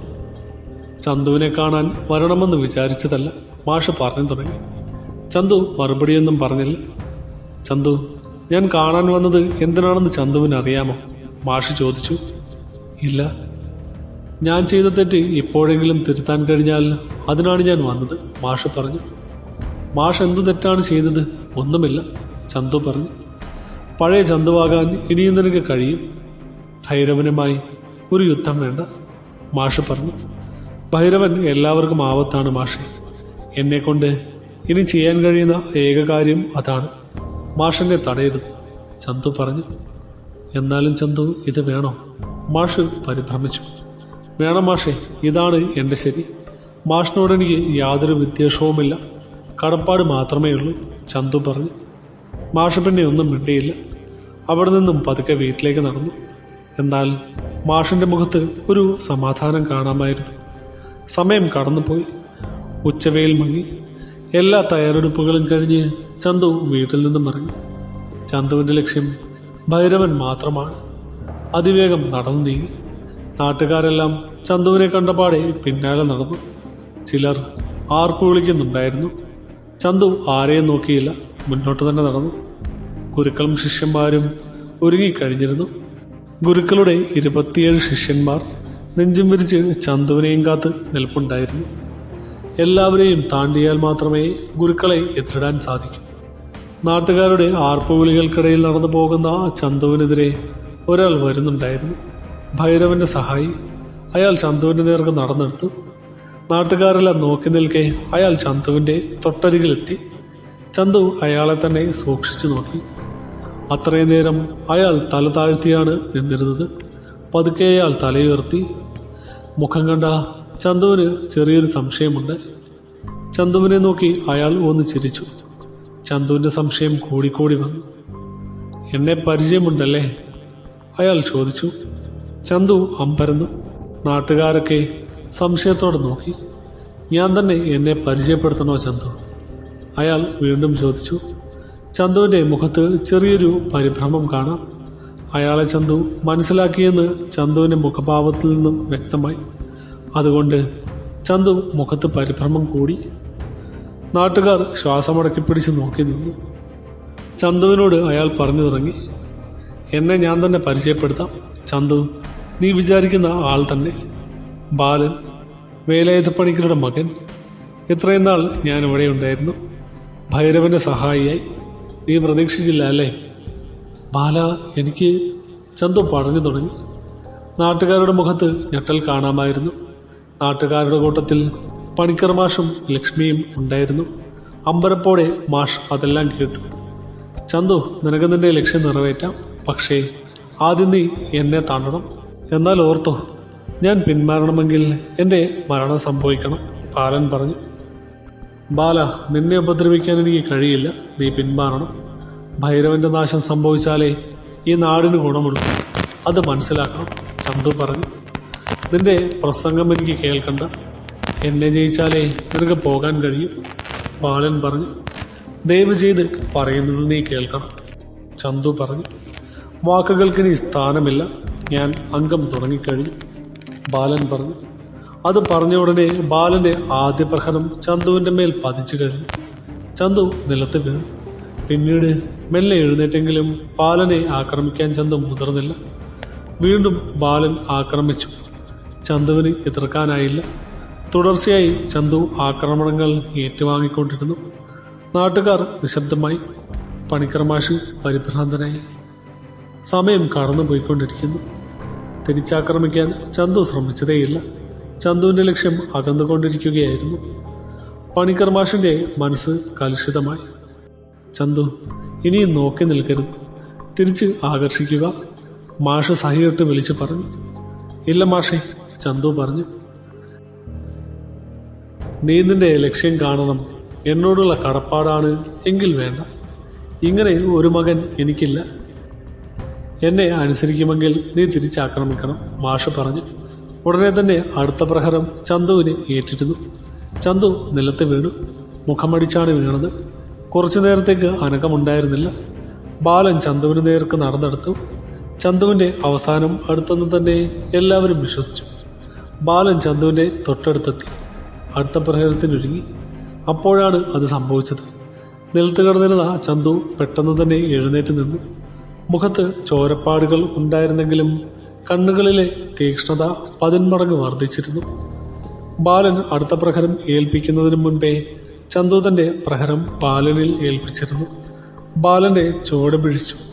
പിന്നീട് അങ്ങോട്ട് ഹർഷാരവങ്ങളായിരുന്നു. കുറച്ചുനേരം നീണ്ടുനിന്ന ആ സംഘട്ടത്തിൽ ബാലൻ വീണു. ജീവനെടുക്കാതെ മുന്നോട്ട് നടന്ന ചന്തുവിനെ പുറകിൽ നിന്നും ആക്രമിക്കാൻ ബാലൻ ശ്രമിച്ചു. തന്റെ ബലിഷ്ഠമായ കരങ്ങൾ കൊണ്ട് ചന്തു ബാലന്റെ കഴുത്തിൽ മുറുക്കി. എന്നാൽ ബാലന്റെ ജീവനെടുക്കാൻ ചന്തുവിന് കഴിയില്ല. കടുത്ത ചില പ്രയോഗങ്ങൾ കൊണ്ട് നിലത്ത് വീണ് കിടന്ന ബാലന്റെ കാലുകളും കൈകളും അനങ്ങാൻ വയ്യാതെ വിധമാക്കി. പണിക്കർ മാഷ് അപ്പോഴും മൗനം പാലിച്ചു. ചന്തു നടന്നു നീങ്ങി. എന്നാൽ ഗുരുക്കളുടെ 27 ശിഷ്യന്മാർ ചന്തുവിനെ നേരിടാൻ തയ്യാറായിരുന്നു. 27 ശിഷ്യന്മാരെ ചന്തു ഒറ്റയ്ക്ക് നേരിട്ടു. വർദ്ധിച്ച വീര്യത്തോടെ ചന്തു പോരാടി. ചന്തുവിന്റെ കരുത്ത് കൂടിക്കൂടി വരുന്നതായി കാണപ്പെട്ടു. മിന്നൽ വേഗതയിലായിരുന്നു ചന്തുവിന്റെ ചുവടുകൾ. ചന്തുവിന്റെ കണ്ണുകളും കൈകളും കാലുകളും അതിവേഗത്തിൽ സഞ്ചരിച്ചു. കൺമുന്നിൽ 27ാമത് ശിഷ്യനും വീഴുന്നത് ചെറിയ അമ്പരപ്പോടെ ഗുരുക്കൾ നോക്കി നിന്നു. പിന്നീട് ഗുരുക്കളുടെ ഊഴമാണ്. ഗുരുക്കൾ തയ്യാറെടുത്തു. ഗുരുക്കളുടെയും ചന്തുവിൻ്റെയും കണ്ണുകൾ ഉറക്കി. പിന്നീടങ്ങോട്ട് നീണ്ടൊരു പോരാട്ടമായിരുന്നു. ചടുലമായ നീക്കങ്ങൾ കൊണ്ട് ഗുരുക്കൾ ചന്തുവിനെ വിഷമിപ്പിച്ചു. കടുത്ത ആ പോരാട്ടത്തിനൊടുവിൽ ചന്തുവിന് ഒരു ചുവട് പിഴച്ചു. ചന്തു വീണു. ഗുരുക്കൾ ചന്തുവിൻ്റെ നേർക്ക് നടന്നു. നിലത്ത് വീണ് കിടന്നിരുന്ന ചന്തു ഒരു നെടുവേർപ്പെട്ടു. ഒരുപക്ഷെ തോൽവി മുന്നിൽ കണ്ടിട്ടാവണം. ഒരു നിമിഷം കണ്ണുകളടച്ച് ചന്തു ആഞ്ജനേയ സ്വാമിയെ ധ്യാനിച്ചു. ഗുരുക്കളുടെ അവസാന ചുവടിന്റെ കണക്ക് തെറ്റിച്ചു. ചന്തു ഉരുണ്ടു മാറി. പിന്നീട് മിന്നൽ വേഗതയിൽ ചന്തു ഗുരുക്കളുടെ മേൽ ചാടി വീണു. ആ നിമിഷം ഗുരുക്കൾ പ്രതീക്ഷിച്ചില്ല. ചന്തു തൻ്റെ മുഷ്ടി ചുരുട്ടി ഗുരുക്കളുടെ നെറ്റിയിലുള്ള സ്തബനി മർമ്മത്തിൽ പ്രഹരമേൽപ്പിച്ചു. തൽക്ഷണം ഗുരുക്കൾ വീണു. ഗുരുക്കളുടെ മരണം ചന്തുവും പ്രതീക്ഷിച്ചില്ല എന്ന് വേണം കരുതാൻ. ഇനിയുള്ളത് അവസാന ലക്ഷ്യമാണ് ഭൈരവൻ. ഭൈരവന്റെ വീടിനടുത്തേക്ക് ചന്തു നടന്നു കയറി. അന്നത്തെ ദിവസം അവസാനിക്കാൻ കുറച്ചു നേരം മാത്രം ബാക്കി. അകത്തുള്ള ഇരുട്ടുമുറിയിൽ ചോരക്കണ്ണുകളോടെ ഒരാൾ. അത് ഭൈരവൻ തന്നെയാണ് ചന്തു ഉറപ്പിച്ചു. അങ്ങോട്ട് ചെന്നു. പക്ഷേ അടുത്തെത്തിയ ചന്തു തൻ്റെ അബദ്ധം മനസ്സിലാക്കി. അത് ഭൈരവന്റെ മായാരൂപമായിരുന്നു. നിരാശയോടെ ചന്തു ചുറ്റും കണ്ണോടിച്ചു. ഭൈരവന്റെ ചിരി മുഴങ്ങുന്നുണ്ടായിരുന്നു. ശബ്ദം കേട്ട ദിക്കിലേക്ക് ചന്തു നീങ്ങി. എന്നാൽ അവിടെയും മായാരൂപം തന്നെയായിരുന്നു. പിന്നീട് കുറേ ദിക്കിൽ നിന്നും ഒരുമിച്ച് ഭൈരവന്റെ അട്ടഹാസം കേൾക്കാനിടയായി. ചന്തു നിരാശനായി. ഭൈരവന്റെ മായാവിദ്യയിൽ ചന്തു വഴുതാൻ തുടങ്ങി. ഉടനെ ഒരു ദീർഘനിശ്വാസം എടുത്ത് കണ്ണടച്ചുകൊണ്ട് ചന്തു അവിടെ തന്നെ ഇരുന്നു. ഏകാഗ്രതയായി ആഞ്ജനേയ സ്വാമിയെ ധ്യാനിച്ചു. മെല്ലെ ഭൈരവന്റെ അട്ടഹാസം നിലച്ചു. അകത്ത് ഭൈരവനില്ല എന്ന് ചന്തു അപ്പോൾ മനസ്സിലാക്കി. ഉടനെ തന്നെ പുറത്തേക്കിറങ്ങി.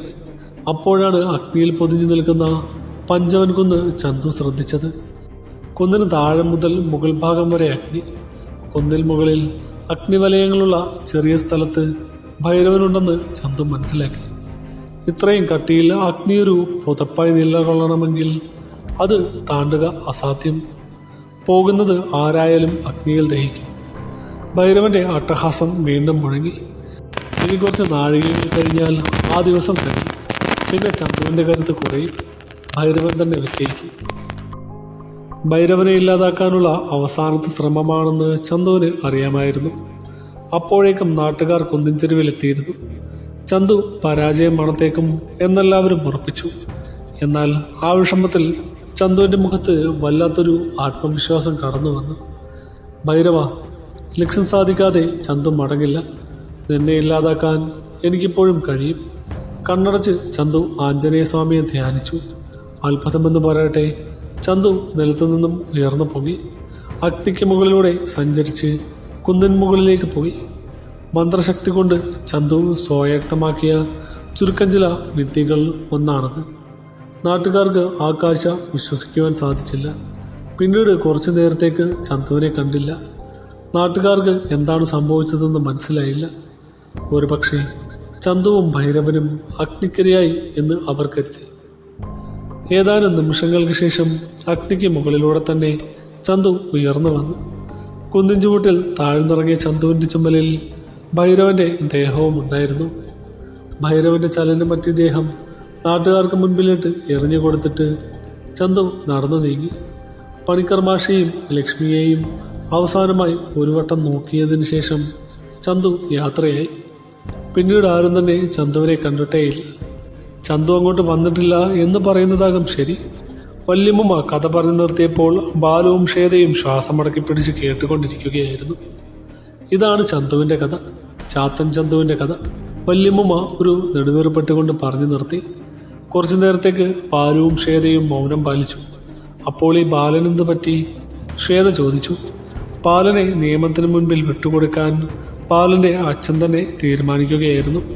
ശിക്ഷ കഴിഞ്ഞ് തിരിച്ചു വന്നെങ്കിലും അധിക നാൾ കഴിയുന്ന മുൻപേ ഈ ലോകത്തോട് വിട പറഞ്ഞു.